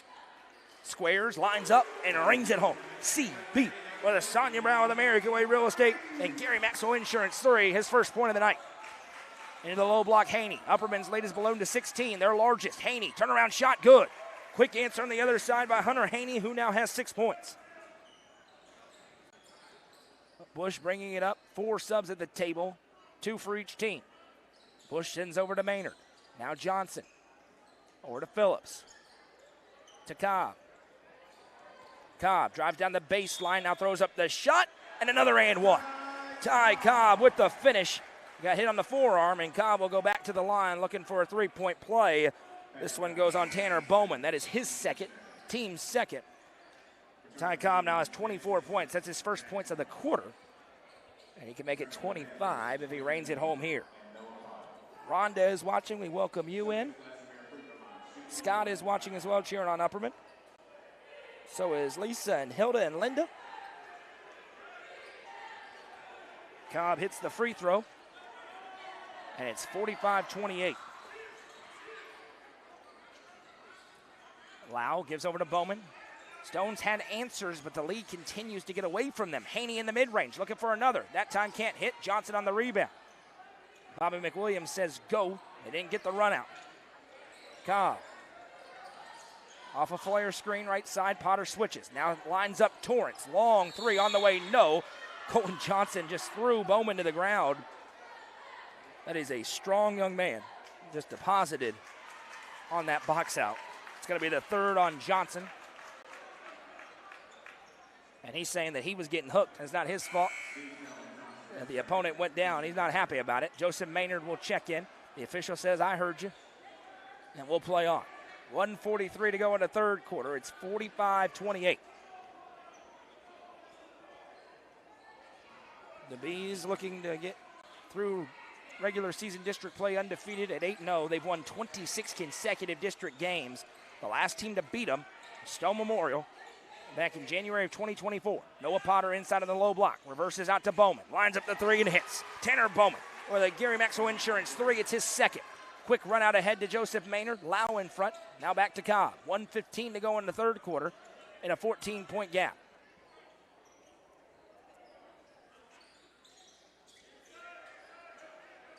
Sism gives over to Torrance. Now Sism to Phillips. Phillips over to Torrance. Torrance to Phillips. Back to Torrance. Torrance to Maynard. Off the wing. Maynard to Torrance. From the left wing. Crosses, starts to drive, now sends to Phillips. Back to Sism. Cobb, 40 seconds to go in the quarter.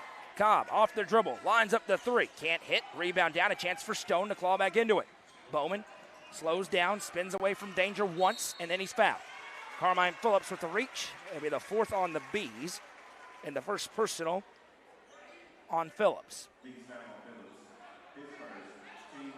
28 seconds to go in the quarter. Inbound goes to Potter. Back out to Haney. Now Lau. Lau dumps it in. Haney, little head fake. Back to Lau. He'll drive, steps through, puts it high off the glass, can't go, rebound down. Potter has it, second chance for the Panthers. 14 seconds. Haney swings it over to Van Winkle. Now to Potter. Potter double teamed. Gets away, 5 seconds. Stone looking for a buzzer beater. Bowman with three. Lines up the three. Off the dribble and hits.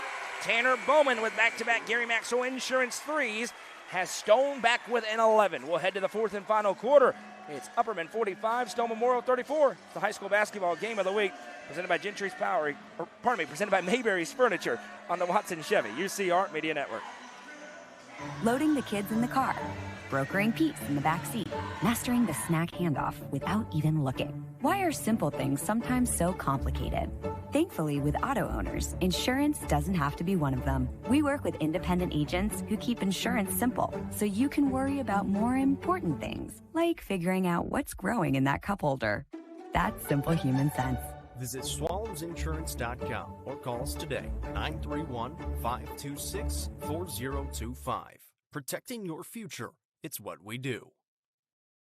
Mayberry's Furniture has been family-owned and operated since 1946 and is now serving the Upper Cumberland with locations in both Crossville and Cookville, offering the largest array of solid wood furniture and mattresses in the area. They also provide a best price guarantee and in-house service and delivery. Stop into their 15,000 square foot showroom at 1020 South Willow Avenue in Cookville to see their selection of Amish solid wood, flex steel, Tempur-Pedic, Sealy Posturepedic, and much more today. Mayberry's Furniture is proud to be the presenting sponsor of the high school football game of the week on the UCR Media Network.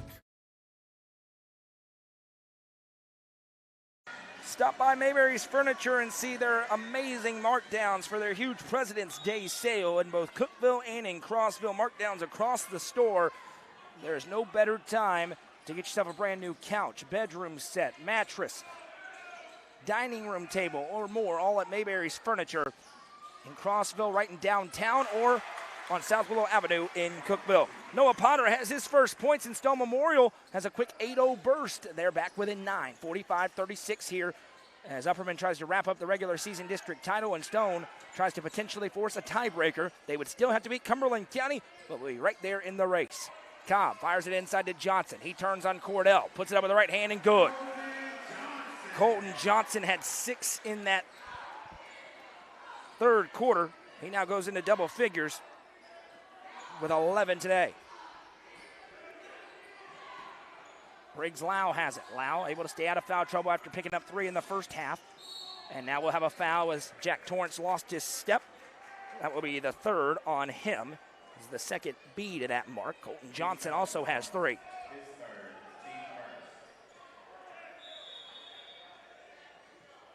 Lofton Crouch to the table. He's checking in. Jack Torrance will check out. For Stone, can he get it back to 5 or 6 with about 4 minutes to go? And then you'll feel like you're right there. Going to have to get some stops. It'll start on the defensive end for him if they can start to claw back. Here's Potter from the elbow extended. He'll pick it up, gives back to Lau. Lines up the 3. He can shoot, and he does. A Gary Maxwell Insurance 3 for Briggs Lau.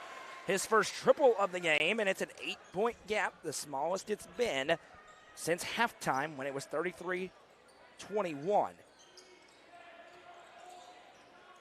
Cobb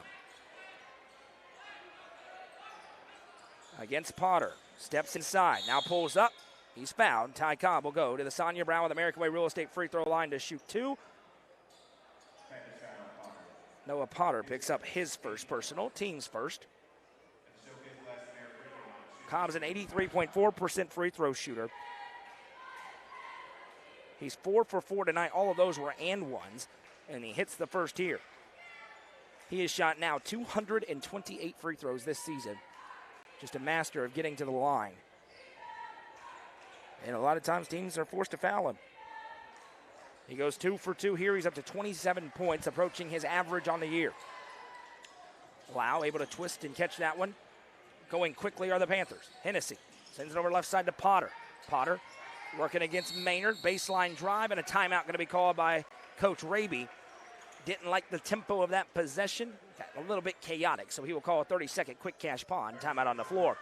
Thompson Machinery and the Cat Rental Store, your one-stop shop for your dirt machinery and aerial equipment needs. Located at their new facility at 4314 Academy Road in Cookeville.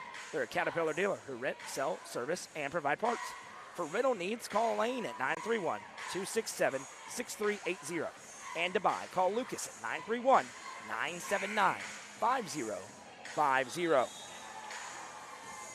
Coming up next week on the UCR Basketball Show presented by Fire and Vine, we will unveil the 2025-26 All Upper Cumberland teams and awards. First, second, third team, honorable mention, Players of the Year, Freshman of the Year, Defensive Team, Defensive Player of the Year, and Coach of the Year, all next week on the show, and then we will preview district tournament time in the Upper Cumberland. 6:18 to go in the ball game. Inbound goes into the corner. Cordell. First shot for Jack Cordell in a while, and he reigns it home. Jack Cordell with his first Gary Maxwell Insurance 3, and it is a 7-point game. Stone hanging around, trying to give themselves a shot here on the road. Maynard has it. Upperman has not lost in this building this year. Cobb goes into Johnson. Turnaround shot good again. Clearly an adjustment was made to get inside, and they have done that with Colton Johnson in the second half. Here's Cordell down the baseline, flips out. That one tipped out of play, last touched by the Bees. It'll stay with the Panthers.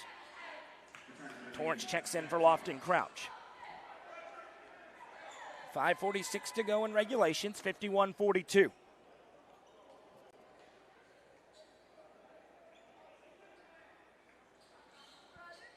It's a final on the SK Creation scoreboard. Pickett County defeats York in dominant fashion, 76-40 tonight in Byrdstown. Top of the key. Hennessy has it swiped by Bush. He picked his pocket. Now Torrance crosses over in transition. Panthers get back nicely. Over to Bush. Left side Cobb. Now he skips it back Torrance. Torrance dumps in Johnson. Potter right there. Johnson turns, double arrives, and a foul. Say he caught him on the forearm. And Colton Johnson's going to go to the line to shoot 2 at the Sonia Brown with American Way Real Estate free throw line. The foul went on Noah Potter. That is his second. Jack Cordell had a clean block at the top, but they say the other side was not. Johnson now 1 for 3 at the line as he misses the first.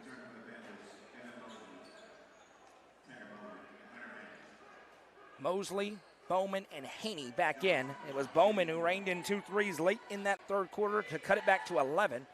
It is now 9. Make it 10 as Johnson rattles it home. 14 points for Colton Johnson in this game. After just 3 in the first half. Hunter Haney skies up in the mid-range and hits. Nice looking shot for the senior Hunter Haney. He now has 8 points. Back to a single-digit game at 52-44 with 5:04 to go. Cobb works away from a screen, barrels inside, puts the shot up. No call, play on. Cobb got his own rebound, tries to muscle up the putback and does. Ty Cobb would not be denied. He now has 29. Mosley, little head fake, and Cobb left his feet. He'll be called for his third personal.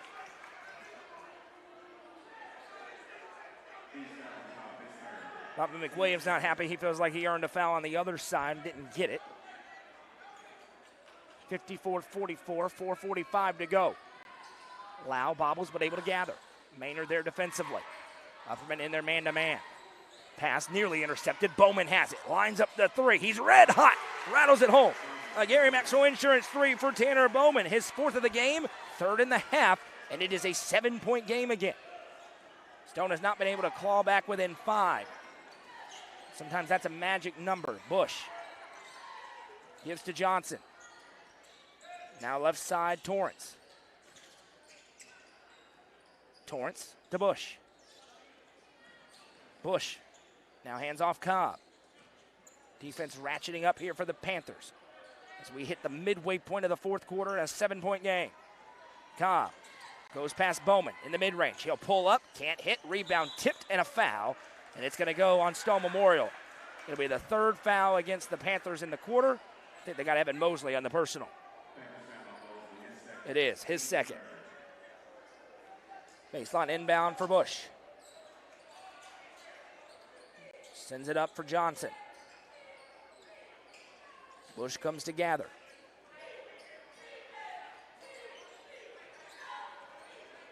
Checks back towards the sideline. This is turning into a very long possession. Mosley and Johnson battling in the low block. Haney helping on the side. Cobb weaving through traffic as Cordell hits the hardwood. Cobb went up off the ground in a miscommunication. Possession back the other way. Bobby McWilliams calls timeout because the Panthers have momentum with 3:32 to go. It's a quick cash pawn timeout on the floor. The Southwell Auto Clinic, your hometown auto doctors, family owned and operated for over 5 decades. The Southwell Auto Clinic serves all makes and models. Stop it at 640 South Willow Avenue for auto repair needs. 3:32 to go in the ball game. It's 54-47. Upperman led by as many as 17. The Panthers have it to within 7 with the basketball. They can go hit a shot on this possession that really apply some pressure onto the home team. Crowd started to empty out a little bit when it hit 17. This place was jam-packed. It's not right now. And Stone can use that to their advantage because their crowd is still mostly here. If you haven't already, please hit that like button if you're on Facebook or on YouTube. Also, subscribe to the channel on YouTube. We're building that following up, and the road to 50,000 followers on the main Facebook page is on. If you aren't following the Facebook page, which 40% of the people who watch our broadcast are not following the page, please hit that follow button and help us get to 50,000 followers. Out of the quick cash pawn, timeout on the floor at Stone Memorial Basketball.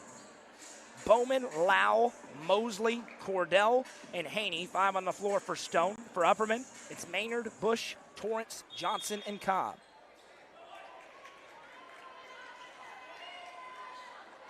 Bowman brings it up here. It's been his three-point shooting that's really got him back into it. Send it over to Lau. Lau with a great pass fake. Drives, throws it up with the right hand. No, Cobb on the rebound, and watch out. Here's Ty Cobb with a head of steam. Cobb, coast to coast, and he's fouled. On the floor, Mosley trying to cut him off. Didn't quite have position. It'll be the third on Evan Mosley. 4th team foul on the Panthers. And the inbound coming from the baseline for Upperman, leading by 7. Bush fires it into Jack Torrance. Now Johnson to Bush. Over to Torrance. Thought about it. Cordell with a nice closeout. Now Maynard. Bowman stays in front. Maynard lost it, able to gather, sends it over to Johnson, and he's fouled. Mosley on the wraparound, and that is now the 4th on Evan Mosley. And Colton Johnson will return to the line as Upperman heads into the bonus. This is the Sonia Brown with American Way Real Estate free throw line. And at the line, Colton Johnson tonight is 2 for 4. He's split in both his previous trips. And he misses the front end here. That's what's happened in the last 2 trips. 2:58 to go in regulation. Stone still hanging around, but it's going to get late in a hurry, down 7. And it's deja vu as Johnson hits the second. He now has 6 in the quarter, 12 in the half, and 15 in the game. Mosley on the right wing. Cobb there defensively. Now Cordell. Haney gives off to Lau. Lau has space towards the baseline. Shrugs off the defender and puts it in. Briggs Lau cuts it to 6. Smallest deficit since the first quarter for Stone Memorial. Cobb gives to Torrance. Now left side Maynard. Maynard has it poked, intercepted. All alone is Hunter Haney. He loads up in two-hand jams. Hunter Haney cuts it to a 4-point game. The Panthers threatening to pull it off here on the road. 2:13 to go. Upperman looking for an answer. Torrance gives to Cobb. The Panther faithful rise to their feet. Down 17, they've roared back to cut it to 4. Cobb drives it on Mosley, steps through, dumps off to Johnson, puts it up, good, and 1. And Colton Johnson will go to the line as Ty Cobb gives a shush to the crowd from the visitors. Tough finish for Johnson. They got the foul. Let's see who on.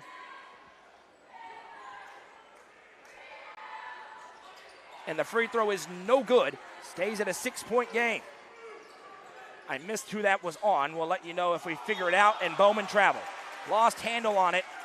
Took the extra step. Possession back to the Bees. 1:49 to go in a 6-point game. Big defensive possession here as Mosley checks out a little defense offense with Van Winkle.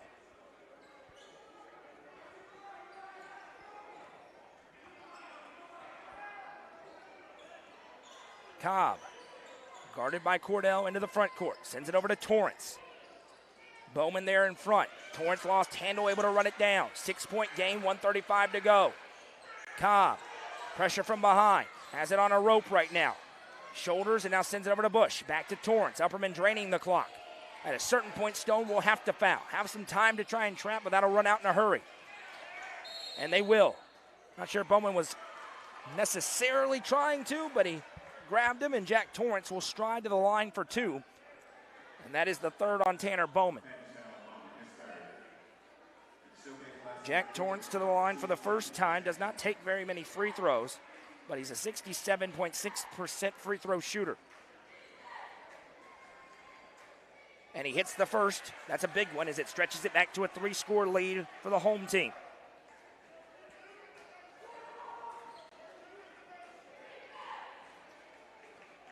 Next one. Cashes. 2 for 2 for Jack Torrance. Upperman's lead is 8. Lau. Sends it over right side Bowman. Now Van Winkle. Left side Lau. Lau from the baseline. Gathers, spins, and a foul. They'll get Colton Johnson on the personal. It's the team's third. It's Johnson's 4th. I'm not sure what is on the student's phone in front of the student section, but it's something to do with one of the players, and they're trying to make sure he sees it. Can only imagine what it is. Baseline inbound coming. Fired into Haney. Now Van Winkle. 1 minute to play in regulation. An 8-point Upperman lead, trying to wrap up a regular season district title. Lau crosses over, drives, throws it up with the left hand. Wild, no. Rebound down. Maynard has it. He gives to Cobb. Ahead to Johnson, who ran the floor. Colton Johnson! Exclamation point. And 1 for the big man. And the Bees have spaced it back out. They lead by 10, and it could be 11. Van Winkle picks up his first, and that's one Jess Raby would not want to take. Johnson had the wide open lay. Mosley going back to the table. What a second half by Colton Johnson as he hits the free throw. He has 11 in the fourth quarter, 20 tonight. No doubt a double-double for Colton Johnson. And now the serenade begins from the Upperman students with 45 seconds to go. Mosley bounces it into Lau. Lau turns off the glass, good, and a timeout called by Jess Raby. As Briggs Lau, he now has 7 in the quarter, 13 tonight. Will call for the quick cash pawn timeout on the floor. Thompson Machinery and the Cat Rental Store, your one-stop shop for all your dirt machinery and aerial equipment needs. Located at their new facility at 4314 Academy Road in Cookeville, they're a Caterpillar dealer who rent, sell, service, and provide parts. For rental needs, call Lane at 931-267-6380. And to buy, call Lucas, 931-979-5050. No broadcast tomorrow. Thursday night we'll have two. Cookeville hosting Lincoln County on the main page. Over on UCR2, Red Bowling Springs and Pickett County will face off. 3 games on Friday for you to choose from. White County and Livingston Academy will face off. Upperman will be at Cannon County. And Cookeville will welcome in York Institute on the main page. Saturday night, live from Jamestown. York and Stone Memorial. The top 2 teams in the state in their respective classes. York, number 1 in Class 2A. Stone, number 1 in Class 3A. Going to be a great non-district fight on Saturday night.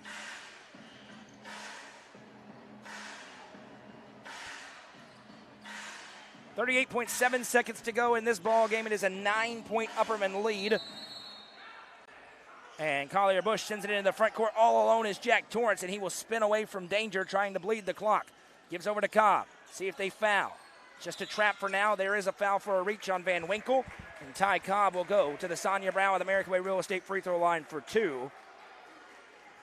After having 22 in the first half, Cobb hasn't had to do too much in the second with all that Colton Johnson has done.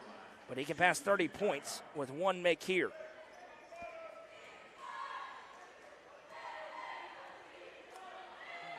Agent Zero hits the first. 7 for 7 at the line tonight. He has 30 points, and Upperman has a 10-point advantage again. Stone was able to claw back into it, cut it down to 4, but the Bees answered in a major way. Cobb goes 2 for 2, and this one's over but the final. 30 seconds to go. Bowman slices through. It's poked out of his hands, then it ricocheted. Not sure who that hit, either Torrance or Bowman. The official says it was Torrance. They had a quick discussion about it, and the official's ready to go. He just dropped the ball down. Inbound to Lau. He puts it up. No good. Cobb goes up for another rebound. Cobb splits a couple of defenders, sends it ahead to Maynard. Now no foul from Stone, and Upperman will bleed it out and secure another undefeated run through District 7 3A. And on senior night, the Bees secure the regular season District 7 AAA or regular season title.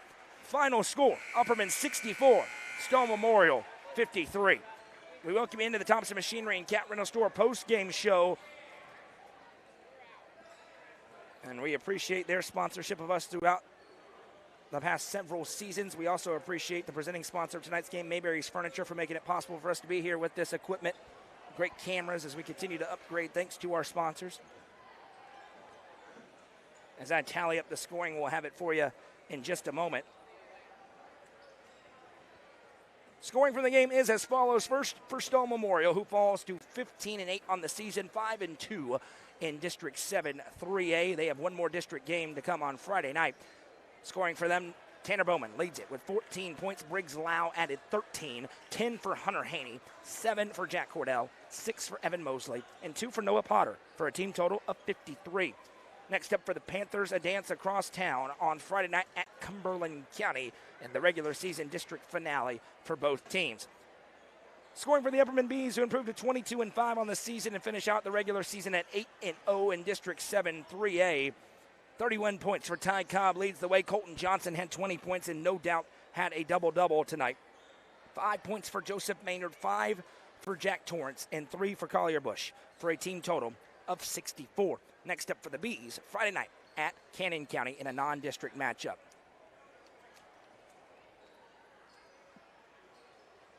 Time for the Nelson Trophy and Screen Printing Player of the Game. A couple of choices tonight. Ty Cobb, sensational. Colton Johnson, sensational as well. In the second half, it was all Colton Johnson. But Upperman trailed 7-0, and Ty Cobb went nuclear with 22 points in the first half. It gave them the lead. They were able to maintain that in the second half despite a great push by the Panthers. So tonight, again, the Nelson Trophy and Screen Printing Player of the Game will be Ty Cobb as he continues to add to his Mr. Basketball resume. That'll do it for us tonight. Don't forget 2 broadcast games on Thursday, 3 more on Friday, another on Saturday, and then 2 more next Monday, and then complete coverage of tournaments throughout the Upper Cumberland. We will broadcast over 40 district and region tournament games across our network and through our partnerships. That'll do it for us tonight. In the girls' game, it was Stone Memorial 53, Upperman 50 in the nightcap. Upperman wraps up the regular season District 7 3A title with a 64-53 win. I'm Noah McKay from Madison McKay on camera. Goose on the sideline with feature coverage coming to UpperCumberlandReporter.com, including cinematic recap presented by our friends at Risher Roofing. One more time, we want to thank Mayberry's Furniture for being the presenting sponsor of the high school basketball game of the week, and Gentry's Power Equipment for presenting Upperman Athletics all season long. Until we talk to you all again, we say so long from Baxter.